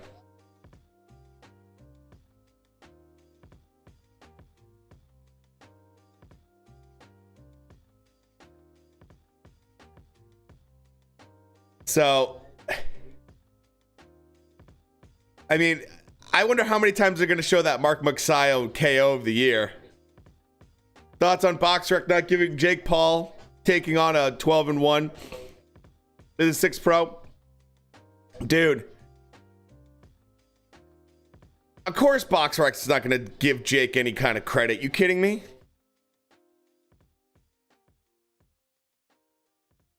Of course they're not going to give him a star.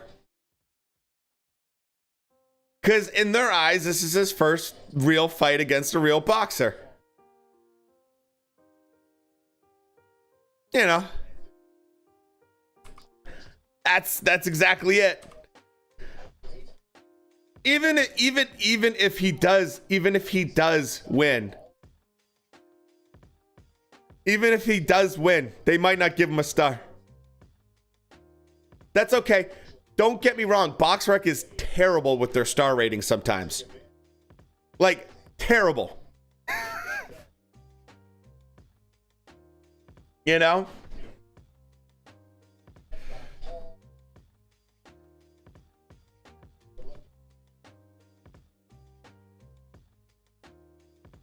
Wow, 82 years old and still being a boxing trainer. You know? Yet they gave Hassam 1 for fighting if, yeah. I mean,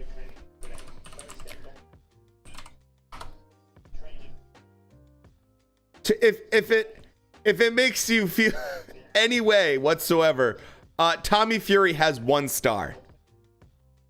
So I'll say it this way: after this fight, Jake should get 1 star. Jake Paul's all of his opponents do not have a star except for his last one. You know. That's right there. If it gives you any sense. So it looks like Tommy Fury probably got his star after his last fight. So they don't usually give stars until after the fight, probably. Don't worry about it. Who cares? It's BoxRec.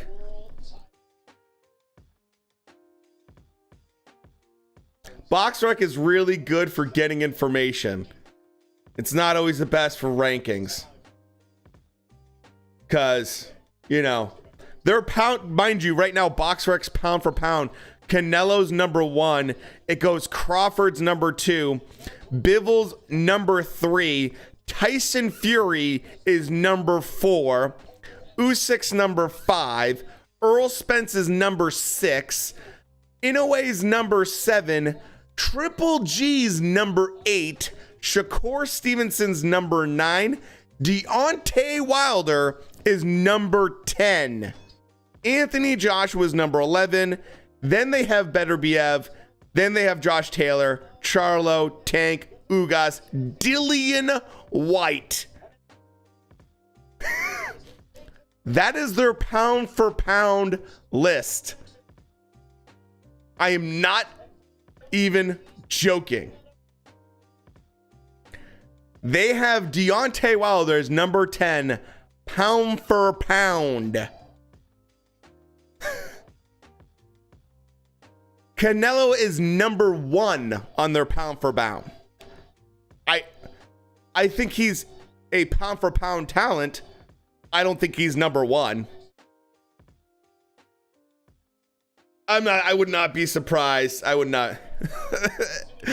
Dude, Tulkin, if that makes you feel any better. They have Vasily Lomachenko as number 30 on their pound for pound list. Okay?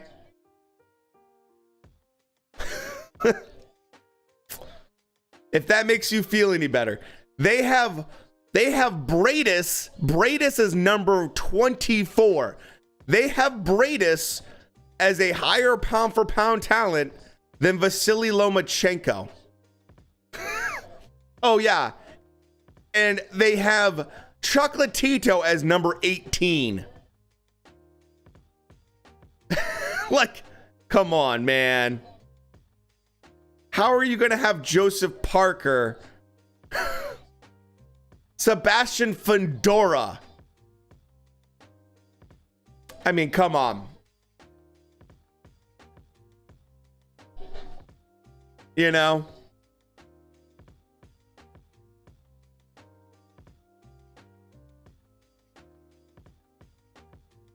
Here we go with Loma. You're damn right.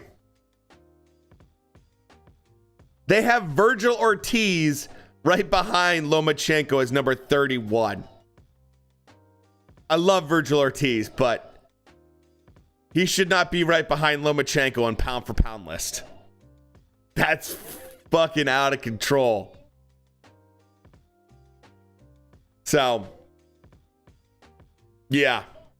Don't, if that makes you feel better about BoxRec, okay?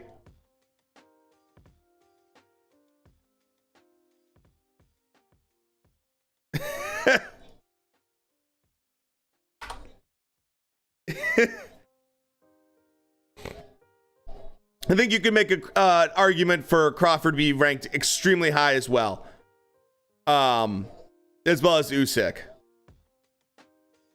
Dude, Bob was holding back Crawford. I think we can safely say that if Crawford and Spence gets made pretty easily, then yeah. That's kind of damning. That's kind of damning. So, let's go, baby. Main event.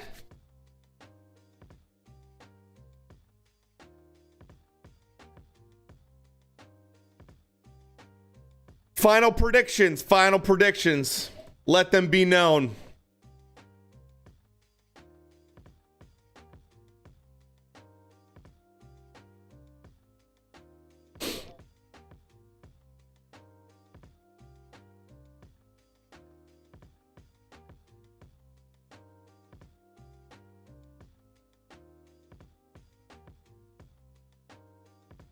All right. Do you think Jake can make 175 pounds like he says he wants to in the future? Absolutely, I think he can. He's not that oversized. Pac-Man? Pac-Man's probably off the list because he retired. So he's not on the list.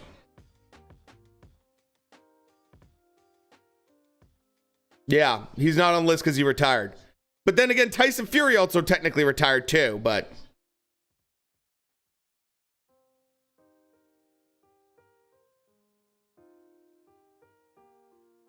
So...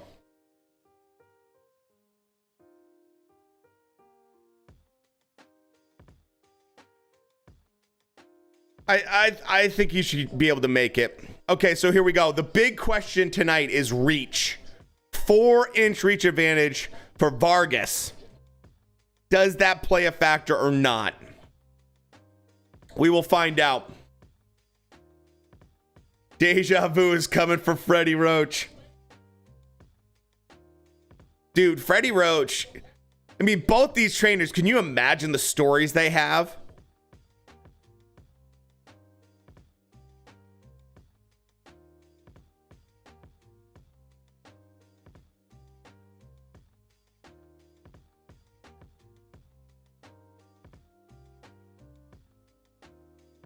Yeah, Fury will fight until he dies in the ring. Or he gets hooked on cocaine again. One of the two.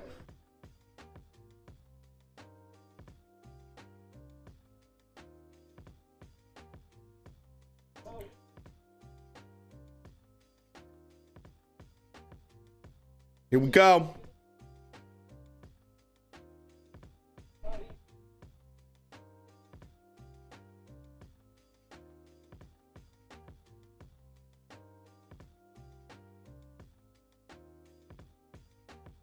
Okay.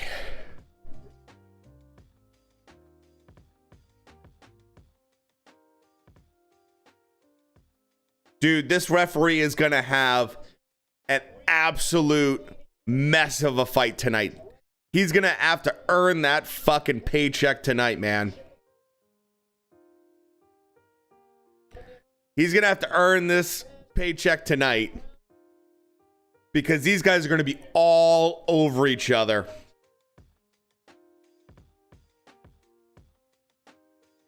Mark MAGSAYO loves to fight in a phone booth. Main event right now, we are literally there doing announcements for the main event as we speak.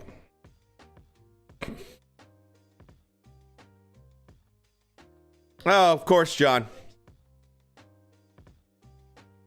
So, they are announcing REY VARGAS as we speak in the ring.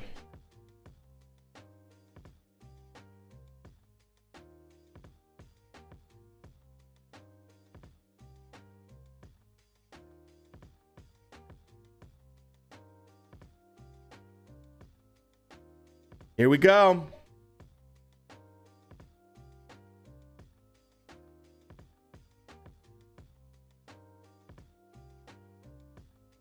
I wonder what Vargas ends up coming into the ring at once he's all rehydrated. Because he looks big. REY VARGAS looks big. Both came in at 125 pounds and a half. I bet you REY VARGAS has to be at least 135 plus. I wouldn't be surprised if he's walking in that ring at 140. He looks way bigger than 125 pounds.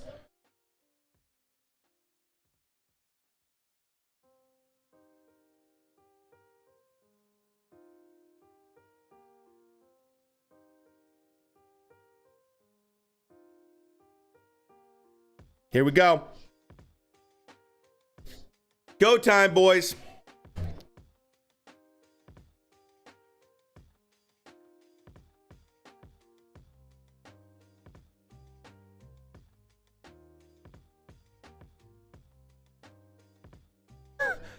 Thanks, Leon, for hinting at the tip. I appreciate that, man. Dude, look how big REY VARGAS looks, dude. My goodness. He looks big. This might be a really, really hard fight right now. Now I'm looking at Mark MAGSAYO's, what he's got to do here.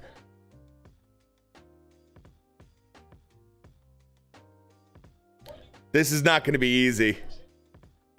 All right.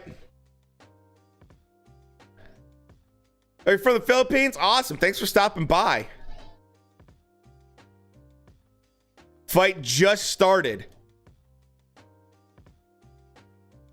Dude, Leon, thank you for the tip, dude. I appreciate that, man.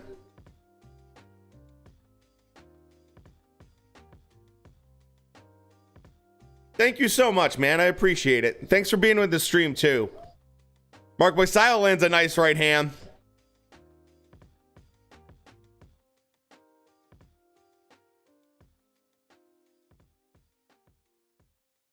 Another good right hand from MAGSAYO. So far, MAGSAYO has been able to use his speed with his punches to land some good right hands. Oh, thank you, dude. I'm glad you enjoy the content. Another right hand from MAGSAYO. Mark MAGSAYO's dude. He is looking sharp right now with that right hand.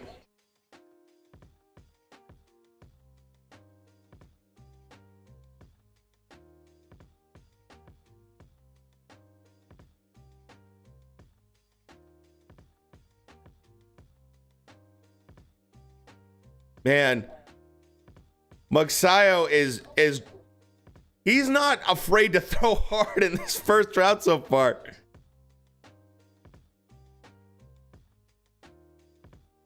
And you're right, yeah, dude, Mark MAGSAYO is an idol from the Philippines, dude. Especially if he wins this fight in glorious fashion, he's really gonna make a name for himself. I gotta say, Vargas is looking a little flat-footed. Little flat-footed. Nice body shot. Was that too low? He's complaining and saying it's too low. I thought that was right on the belt line, personally. These guys are swinging right now in this first round. They are wasting no time, and they are throwing hard shots. You can hear it, man.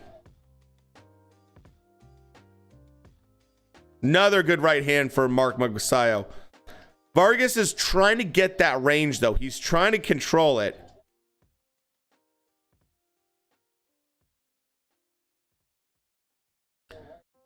Oh, another good shot, left hand.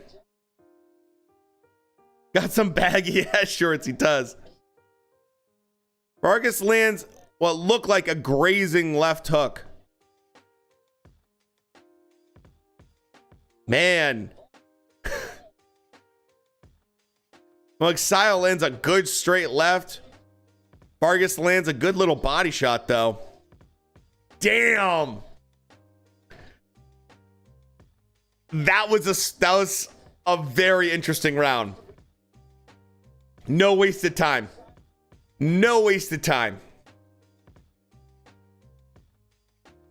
I gotta say, Mark is bouncing around in and out of range.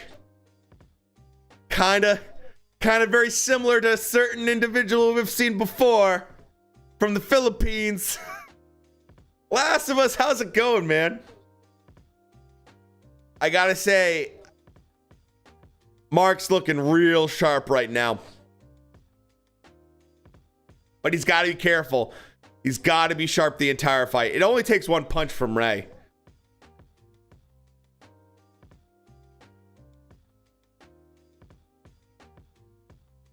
Yeah, quick feet, man.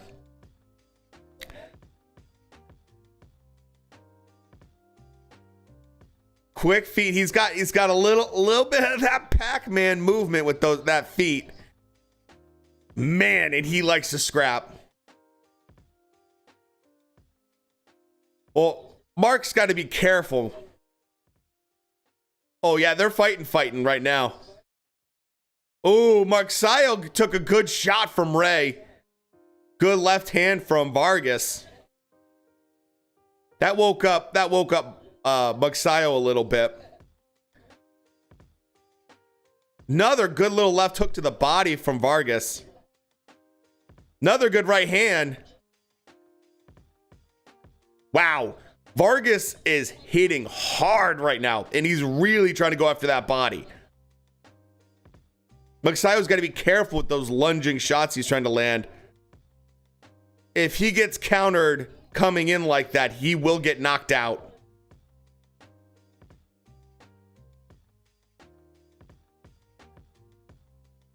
Good right hand for MAGSAYO.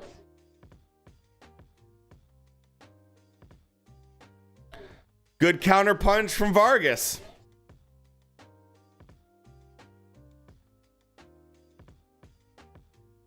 So far, this round's a little bit more even compared to the first round.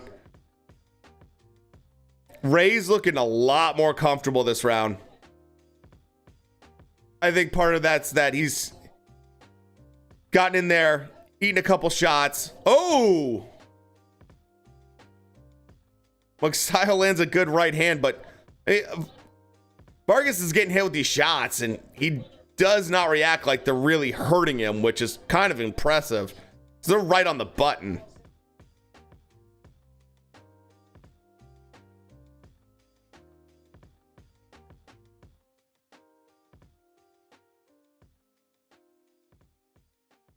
Good little body shot from MAGSAYO. Another good little body shot. I like Vargas trying to do that uppercut right there. That right uppercut could be a real problem. Especially if he catches him just absolutely leaning in like that. Good little body shot from Vargas.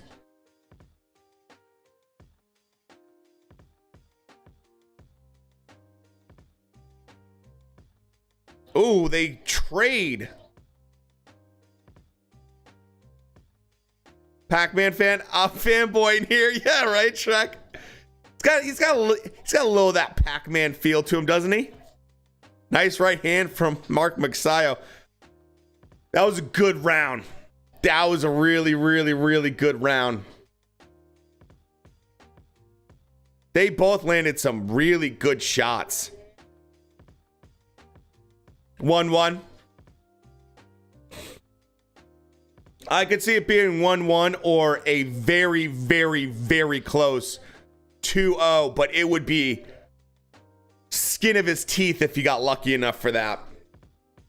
Because Vargas had some really good, clean work in this round.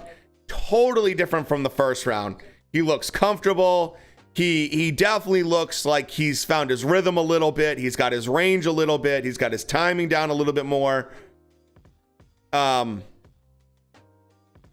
he looked like he was hitting hard. Yeah, I sang him up for a hook. I think I would not be surprised if we see a huge uppercut from Rey. Because Vargas, he threw it like a little bit, but with the way that MAGSAYO's just lunging in, a right uppercut could be devastating if he times it right. He just landed one right there. So, I mean, both these guys want the knockout. It's really apparent.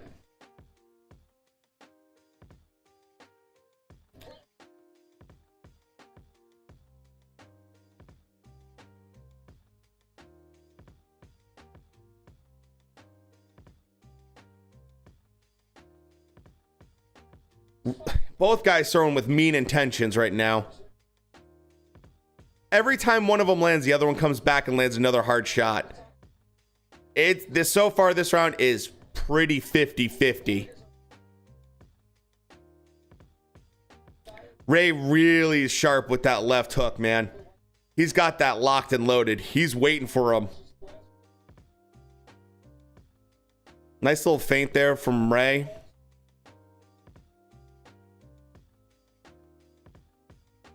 I like the double jab out of Vargas. He could do it a little bit more.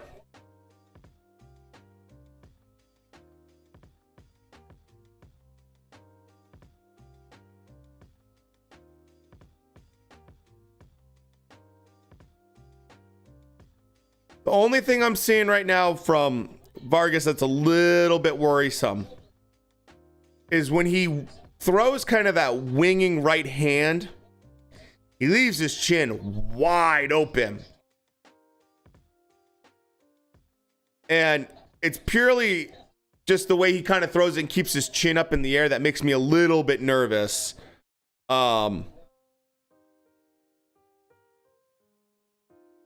Just a little bit.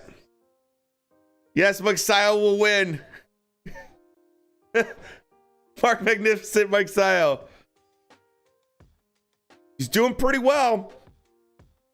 He's doing pretty well.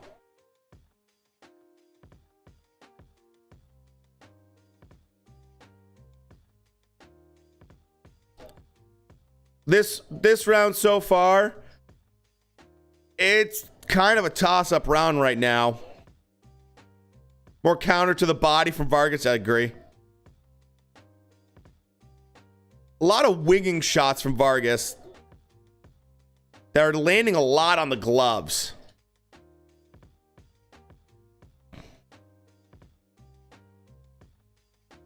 Oh, that was a good shot from Vargas. Vargas with a nice right hand. That's a tough round. That's a tough round. I think Vargas might have squeaked that one out just barely. Just barely. Most of the card, anything I go back and watch. Yes. The Frank Martin versus Jackson Marinez fight is a really fun fight to watch tomorrow. I mean, tomorrow the best part is you'll be able to watch a lot of the highlights because PBC always does a nice little highlight reel. So you can always do that. That was pretty good. The Brandon Figueroa versus Carlos Castro fight, which was the co-main, was a really good fight. A little sloppy, but good. So the beauty is PBC will do the work for you tomorrow. They always do. They actually do a pretty nice job too. they'll package it as like a 10-minute video, 8-minute video, maybe even a little bit less, depending. And they'll do all the highlights for you. It's the one thing that's really nice that PBC does with all their stuff. It should be on Showtime's YouTube channel or PBC's YouTube channel. I can't remember. But they always do a highlight reel of the fight. Nice right hand from Mark.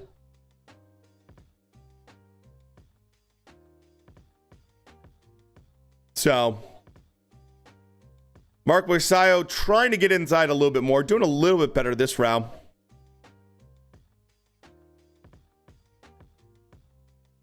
Huge right hand that could have landed.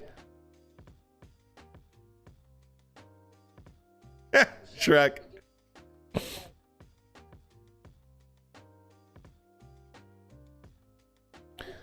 Vargas kind of poking away with that right hand.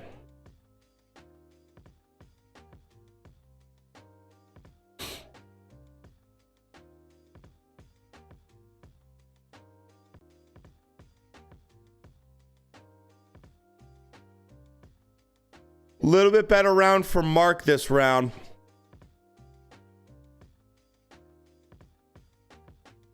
Vargas doing single shots this round.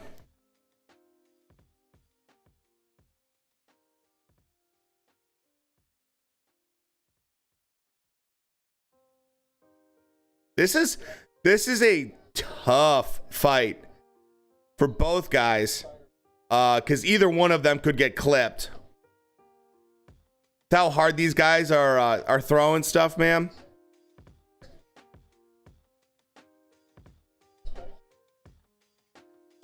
I hear you. Mark's, oh, nice left hand from Mark.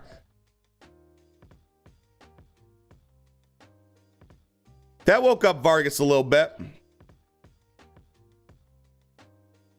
He's got to be smart, though, the rest of this round. About 35 seconds left.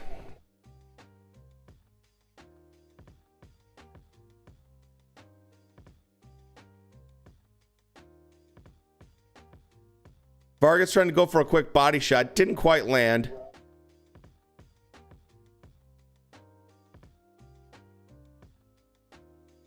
Vargas trying to end the round. 10 seconds left. Didn't land anything, though. Just got tied up.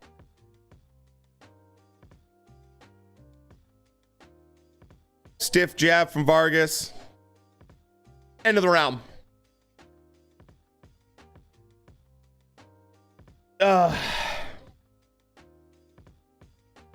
I would say that's a Mark MAGSAYO round.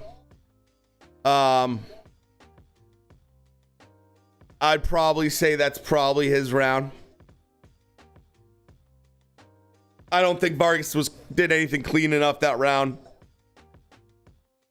I didn't like the landed percentage I saw coming out of Vargas just from the eyes test. Personally, I have it tied up 2-2.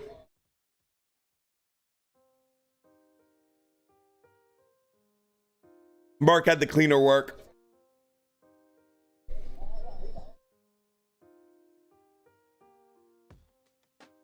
I gave it 2-2. I think it's dead even right now after 4 rounds. I think they both won 2 rounds. I gave the first round to Mark. I gave this round to Mark.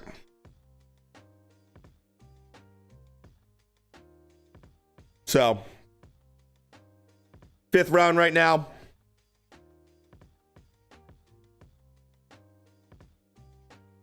So we'll see how this round, this will be interesting. Not gonna lie, it would be kind of funny if the next round MAGSAYO got slapped. Dude, it'd be nice if this fight ended sooner. Oh, trip.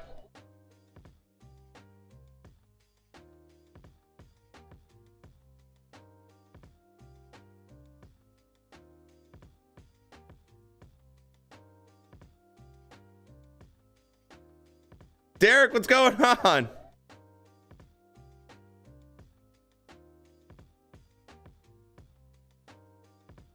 This is gonna play out very interesting pretty soon because I think someone's gonna land something. Both guys are gonna try to impose their will right now. Vargas likes to go forward. MAGSAYO likes to go forward. So Nice little body work right there from Vargas. It's like a 4-punch combination to the body.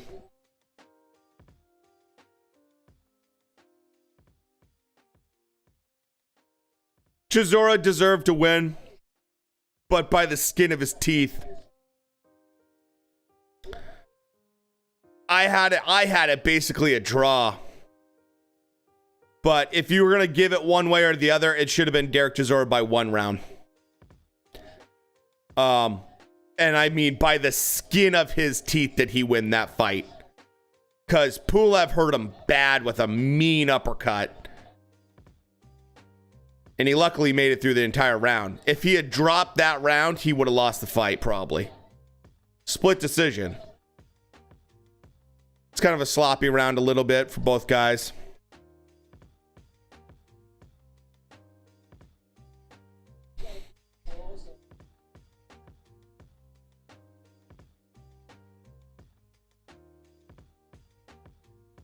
Chisora is really fun, man. Chisora is a workhorse guy that's honestly gotten the bad break of most decisions his entire career. He's not fancy. He's not the most skilled, but he is just a bad dude to be in the ring with. He is. Oh! Vargas got hit with a huge right hand. He's a brawler to a T. If you want to see a fun fight with Chisora, go look at Chisora versus Usyk. Yeah, Vargas is using that reach pretty well. Good round. That was a good round. I didn't watch it closely enough. Honestly, I was reading chat too much. I'd say the best shot came from MAGSAYO, but I think Vargas might have squeaked that one.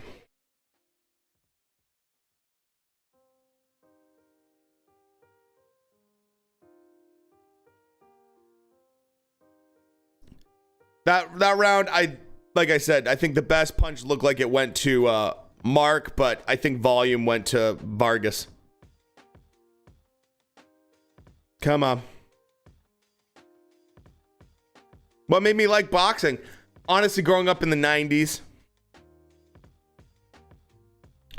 with the boxers that we had.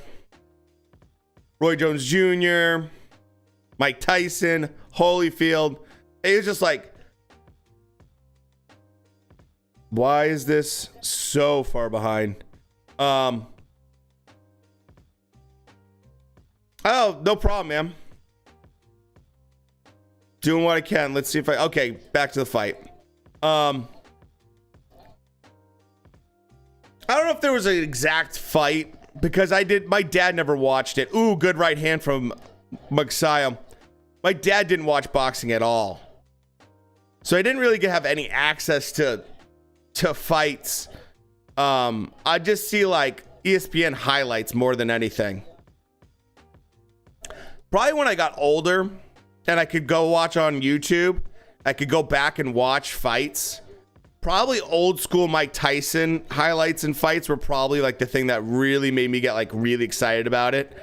And then watching kind of that whole dynamic we had with Tommy Hearns, Sugar Ray, and then Duran. And it was just like, you know, you had the 4 kings there kind of all fighting each other. You never knew it was going to I mean, Hagler Hearns is one of the best of all time. It's just like some of those old school fights that really got me jazzed. And then George Foreman too. Because George Foreman, you got to remember, was the oldest heavyweight to ever win a belt ever when he came back. And the beating he took from Evander Holyfield is one of the most brutal beatings I've ever seen a heavyweight take. I don't know how he did it, but he did it. And then to win it against Moore was insane. It was crazy. So some of that stuff was like, when you start seeing some of that, it was just like wild. I also really like probably what really helped get me interested in boxing, to be honest with you, is the Rocky movies. To be quite honest, now that I think about it, I probably watched the Rocky movies I don't know how many times, especially Rocky 4. Probably watched that about 1,000,000 times. Rocky 4 was on so much when I was a kid. Oh, dude, legendary. Yeah. Yeah. Friday Fight Night. ESPN had that for a little bit. I used to watch that occasionally. I didn't know what I was watching. Ooh, good shot from Mark. This is a really good back and forth shot. Oh, Vargas eats a huge left. But he eats it and just like it's a snack. And they took some time away from boxing, really, basically during the Klitschko era. I didn't watch boxing for a while. And then probably, I don't know, like 2014, 2015, got really back into it. Dude, yeah, Mike Tyson. Mike Tyson's an absolute icon of the U.S. when it comes to boxing. You know, Mark's just not able to penetrate that range right now. He's struggling with that range.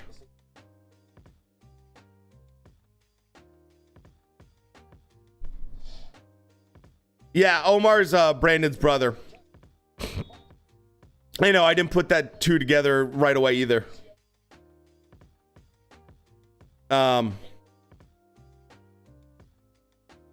Oh, dude, yeah, he's such an icon. And what's cool is to see Mike Tyson turn his life into something really positive at the end of it. Right now. Where he's like, you know, he's in good shape. He's got a good family. Like, he's mentally stable. Unless you piss him off on an airplane. You know, like he's got his own weed business. He's doing really well. And I'm glad to see that because boy, oh boy, did frickin' Don King screw him. If you ever want to see something funny, you could look up Don King, Mike Tyson. There's these little things where Don King comes in and, you know, Don King comes in. He's like, there's like a panel of people, like boxers, they're about to talk. And he's like saying hi to everyone. And Mike Tyson turns around and is like, don't you fucking touch me, Don. Like, don't you fucking touch me, man. Like, he was ready to knock him out, man. Oh, man. Don King. Donking. Don King. Biggest piece of shit in boxing history. Dude, Vargas has a mean cut. Mean cut right now. This scorecard's pretty fair right now. 4-2. That's pretty fair.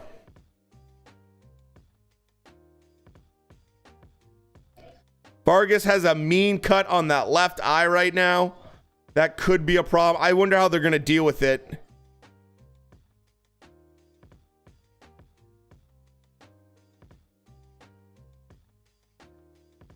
Don't get me wrong. Don King set up some big fights in boxing history. But he's a piece of shit. He stole so much money from fighters. He stole so much money from freaking Mike Tyson, man. It's pretty disgusting.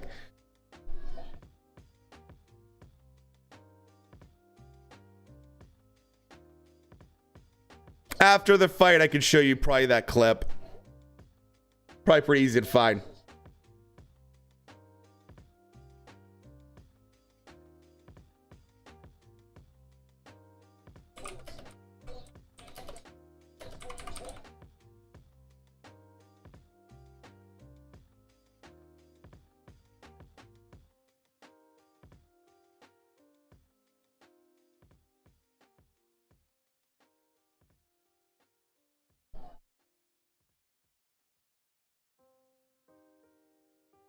Only in America. That's right.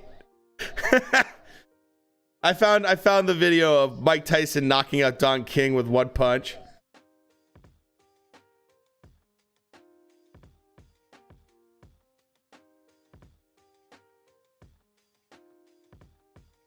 This is the question. That was the question at the start of this whole scenario. Could Mark get inside Vargas's reach? Touch me and I'll sue. Tommy Gunn. Rocky 5, baby. Yeah. Don King robbed both Mike Tyson and Ali. He's pretty much garbage.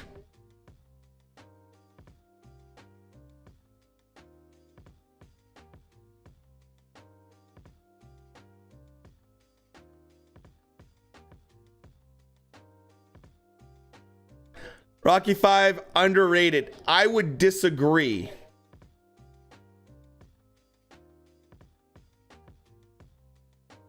Rocky 5 is the worst of all the Rockies. Oh yeah, no, he's one of the he's hilarious. Rocky 5 is the worst Rocky movie of all the Rocky movies. That said, you know, that's only because the other movies are really, really good.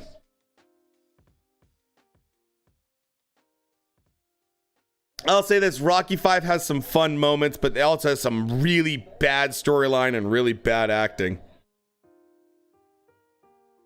Fun fact, the kid playing Rocky's son is actually Sylvester Stallone's actual son. So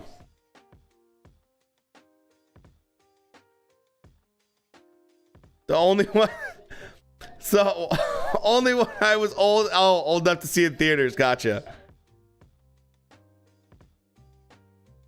Tyson's 8K a month for dude, yeah. 8K a month for towels. Jesus Christ. These guys are slowing down punch-wise, output-wise.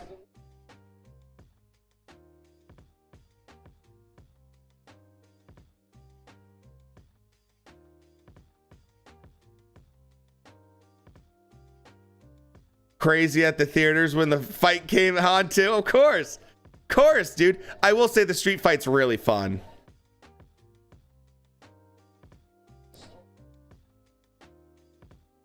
What's he say to oh, Vargas eats a huge right hand. What's he say to Tommy Gunn? He says, my ring's outside on the street or something like that. My ring's right outside or something like that in the bar.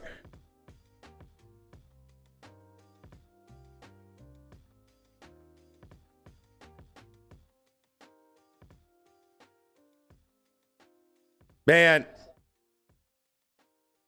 I'm so impressed with the chin of Vargas right now.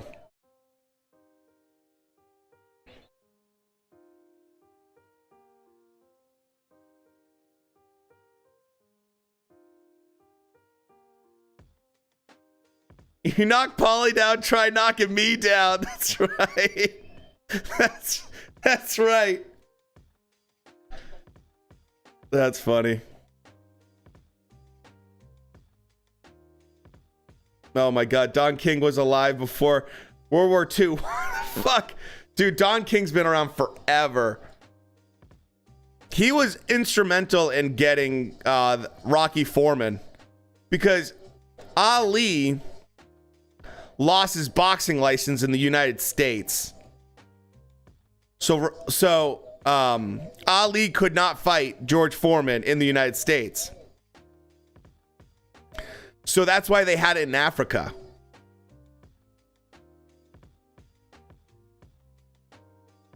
Didn't Don King kill 2 people? Allegedly.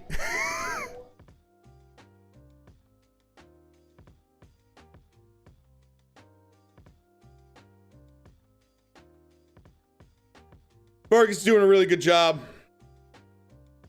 I try to know my boxing. I don't know everything. Don King did a hit on the Gambinos. Damn, dude. That takes some balls. Stomped his employee to death. Jesus.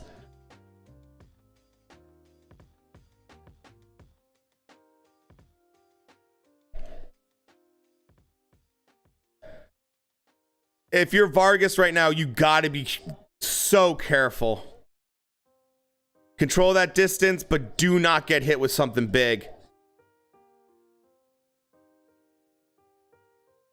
If he keeps controlling distance, he's gonna win this fight. You just can't get hit with anything too clean.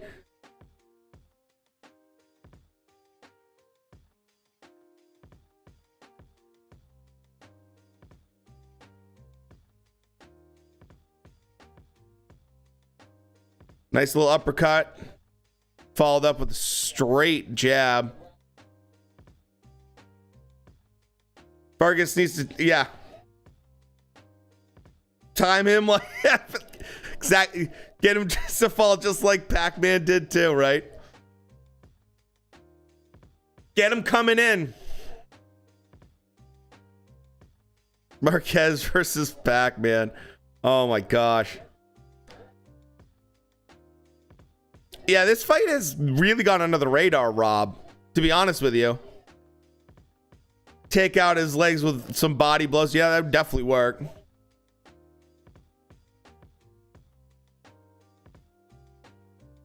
I'll tell you what right now. Vargas's reach is such a problem. Now that those legs are tired. Ooh, good body shot from Mark though. Now that the spring is kind of taken out of Mark's legs a little bit, it's really helped Vargas in terms of his timing. It's Garcia next week. Next week is, who is next week? Yes, we do have Ryan Garcia next week against Fortuna. Oh, down goes Vargas. Ryan Garcia is next week. Well, that changes things a little bit. I don't think Vargas is hurt, but still. Oh, another huge shot. I don't know how freaking Vargas is standing still. Here we go. These punches are just wild from Mark MAGSAYO. That knockdown was huge, though. No knockdown there. If he got a second knockdown, it really would have changed things up. And then we have Garcia versus Benavidez Jr. on July 30th. Danny Garcia.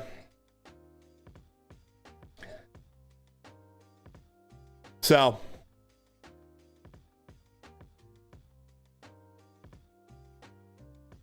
Big round.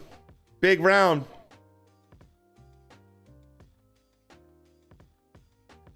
So here's Teddy Atlas tweeting about the fight right now. Oh, that was a good right hand. And I do think Teddy Atlas has really good point on this fight. He says, Vargas has multiple dimensions while MAGSAYO's always coming in the front door. But MAGSAYO looking to time him with the right. Yeah, basically. Pretty much spot on. He needs to calm down before he ends up getting laid out like Pac-Man. Have you seen what happened to... Oh, no. I am not broke.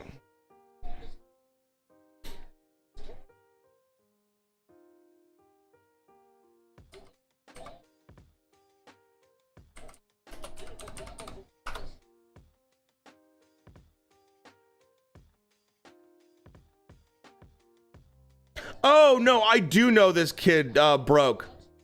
Yeah, this poor guy, man.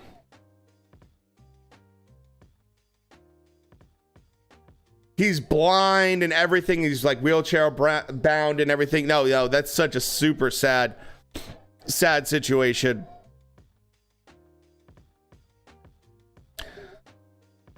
Rob, well, it's a perfect opportunity to fight Danny Garcia. Because you know Danny wants that fight. Danny needs a win. Oh, big shot.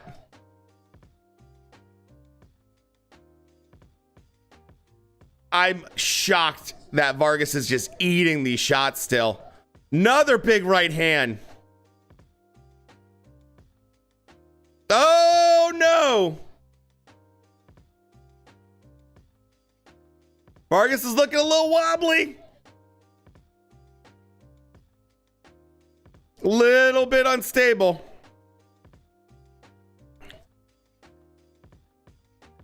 If MAGSAYO can land something huge, he might be able to change his fortune here.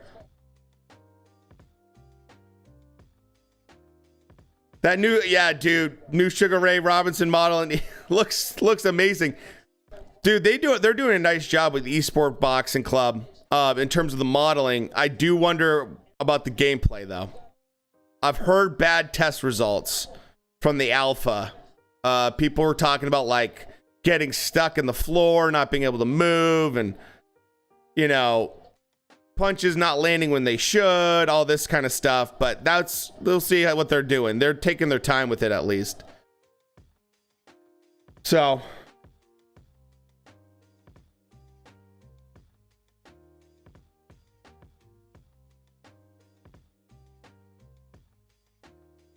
MAGSAYO, man, he's trying to go for that knockout. 2 rounds after this. That's all Vargas has to do. Oh, another good shot. Vargas is eating some leather this round. Yeah, he's losing his legs, is right.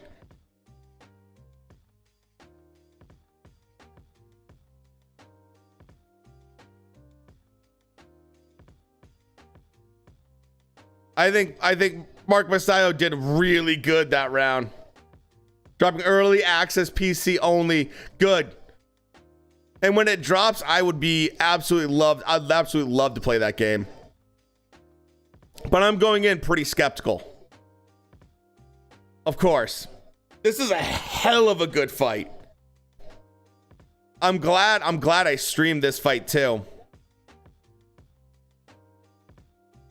There were some really scary moments in there if you're Vargas's corner. Going the distance, we'll see.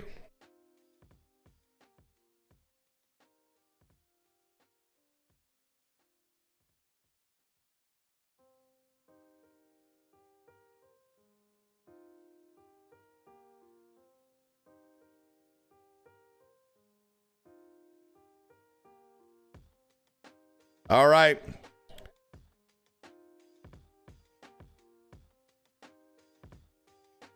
Oh, nice left hand from Mark.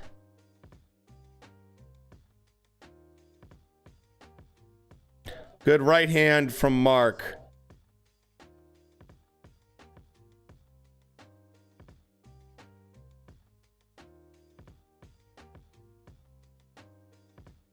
All right. Vargas seems to have a little bit better. His legs seem to be a little bit better this round so far. Probably recovered a little bit after that round.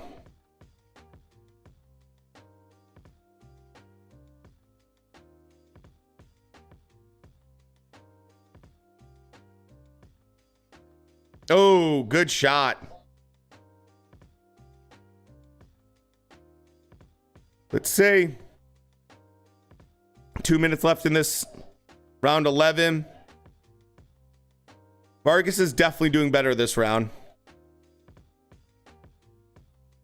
Definitely keeping on his back foot and trying to just move and jab, which is smart. Mark needs to step on the gas pedal if he's serious about winning this fight. He better get going, because if he leaves it till round 12, it's not going to be pretty for him. You know Vargas has that reach. He's just going to keep on the outside the whole fight. Headbutt. An unintentional head clash. Ooh. Mark eats a big shot from Vargas. Vargas needed that.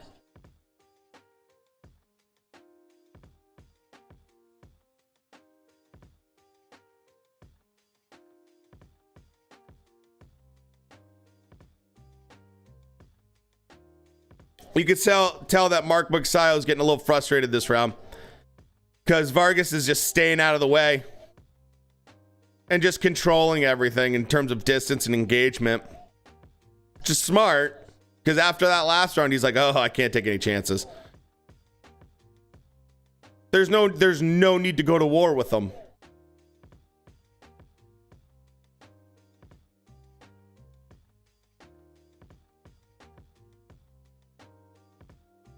$20 seconds left.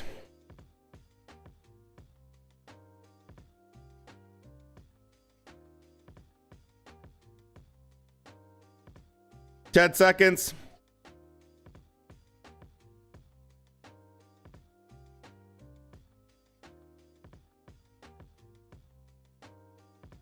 Okay.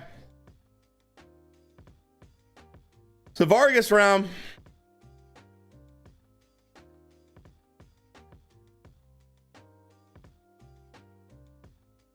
Solid. I mean, solid game plan from Vargas this round. Stay the hell away from him. Stay the hell away from him. Don't engage unless you have to.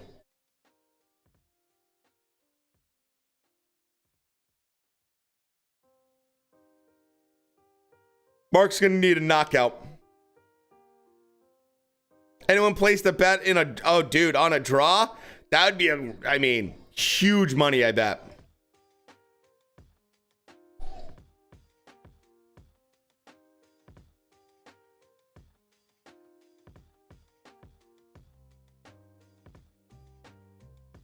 Let's go. Last round.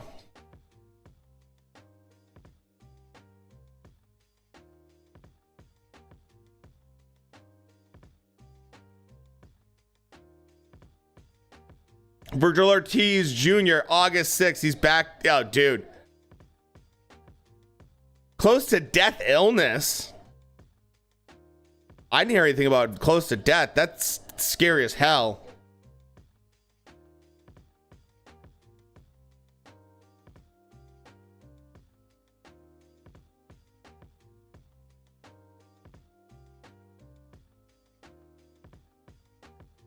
Unofficial scorecard's pretty good.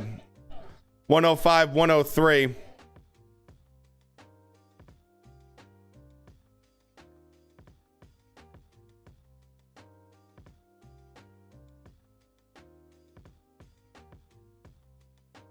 Oh, little shoulder action there.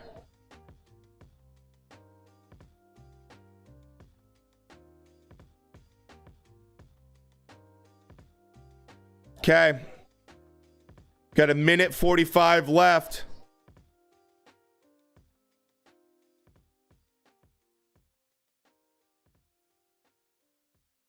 Vargas is going to sit back. If you don't come at him, he's just going to sit back and take the win.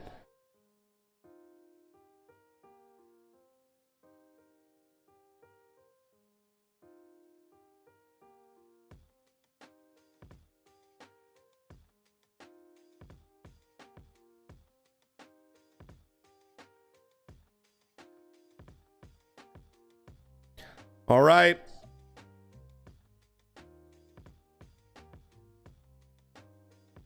$105 left. Oh, Vargas gets hit, but I don't think it's with anything serious.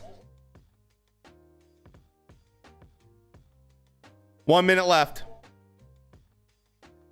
Vargas is just playing it safe, playing it smart. Mark's gonna lose that strap.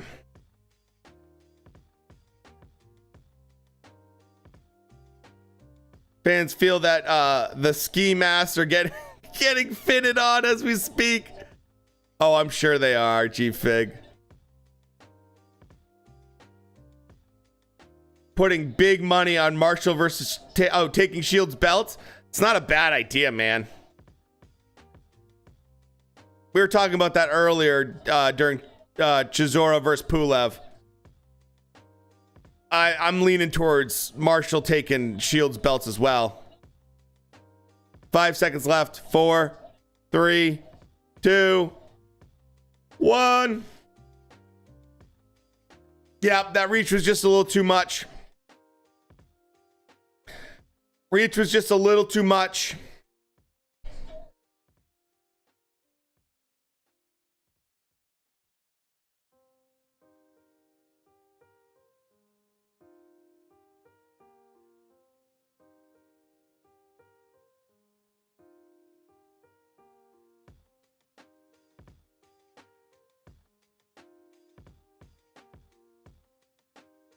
So I think Vargas is gonna win this.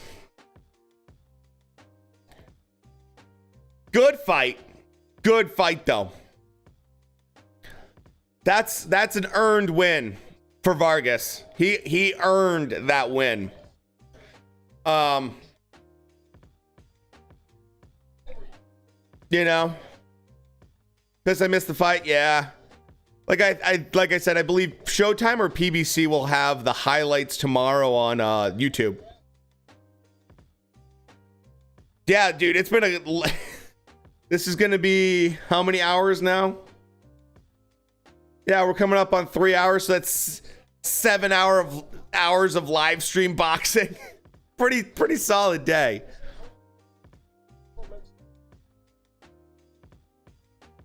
Looking at the numbers here, Vargas just outlanded, man.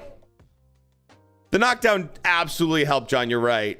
Absolutely. I mean, without the knockdown, it would be a way wider margin. But hey, you know, solid fight. Let's see what the scorecards are. Let's hope they're not too bad. Split decision.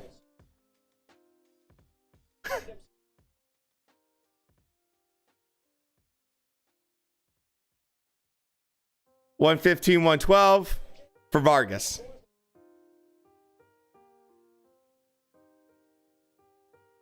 $114, $113 for MAGSAYO.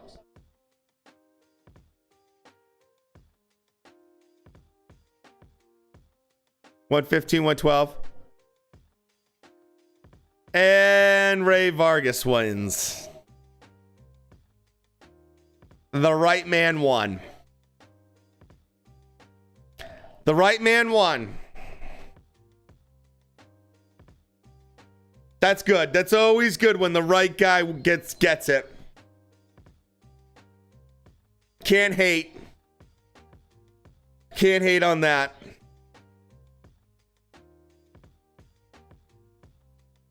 Okay, you guys want to see some Don King almost getting knocked out by Mike Tyson? Here's a classic one. This is the one I was telling you about.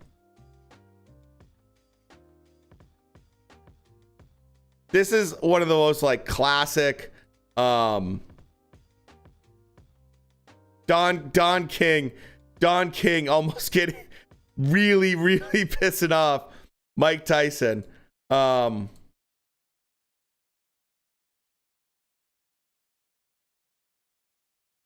So like I said, Mike's sitting here with a bunch of other people. And Don King comes walking in. It's time for Detroit. Mike's like, get the fuck away from me.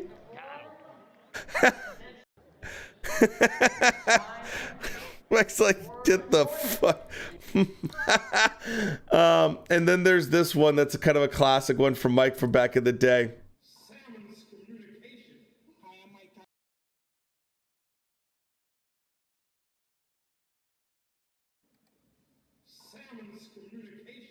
Hi, I'm Mike Tyson. Watch me beat Peter. Hi, I'm Mike Tyson. Watch me beat Peter McNeely on Samsonite cable. No, Sam.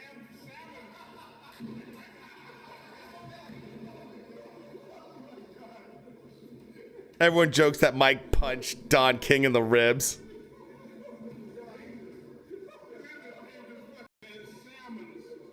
Salmon's communication. But yeah, Mike absolutely hates Don King. They have a long history. There's this story right here where Mike talks about beating up Don King and chasing him on the freeway. So there's quite the history there between Don King and Mike Tyson. So I'll throw that link for you guys that want to watch that in chat so you guys can check that out. In case you're interested at all. Don King robbed everybody. Don King fucking robbed everybody, man. So, if you're interested, there you go. Fun little video. It's like 4 minutes long to watch. All right, next weekend we got Ryan Garcia fighting Fortuna. So we will be live for that. Hopefully you guys had a good time today. Hopefully you caught either one of the streams or both of them. It's always nice to hang out with you guys, hang out with fight fans. Good fight tonight. Really, really good fight. Mark MAGSAYO has nothing to be ashamed of in this fight. Vargas was just the longer, better fighter and had a better game plan. He was able to implement exactly what he wanted to do and execute it at a better, higher level than Mark. You know? Oh, dude, no problem, Leon. Dude, thanks again for the tip. I appreciate it. I'm so glad you enjoyed it. So we will be live for Ryan Garcia next weekend. Hopefully you guys have a great week, and we will see you next weekend.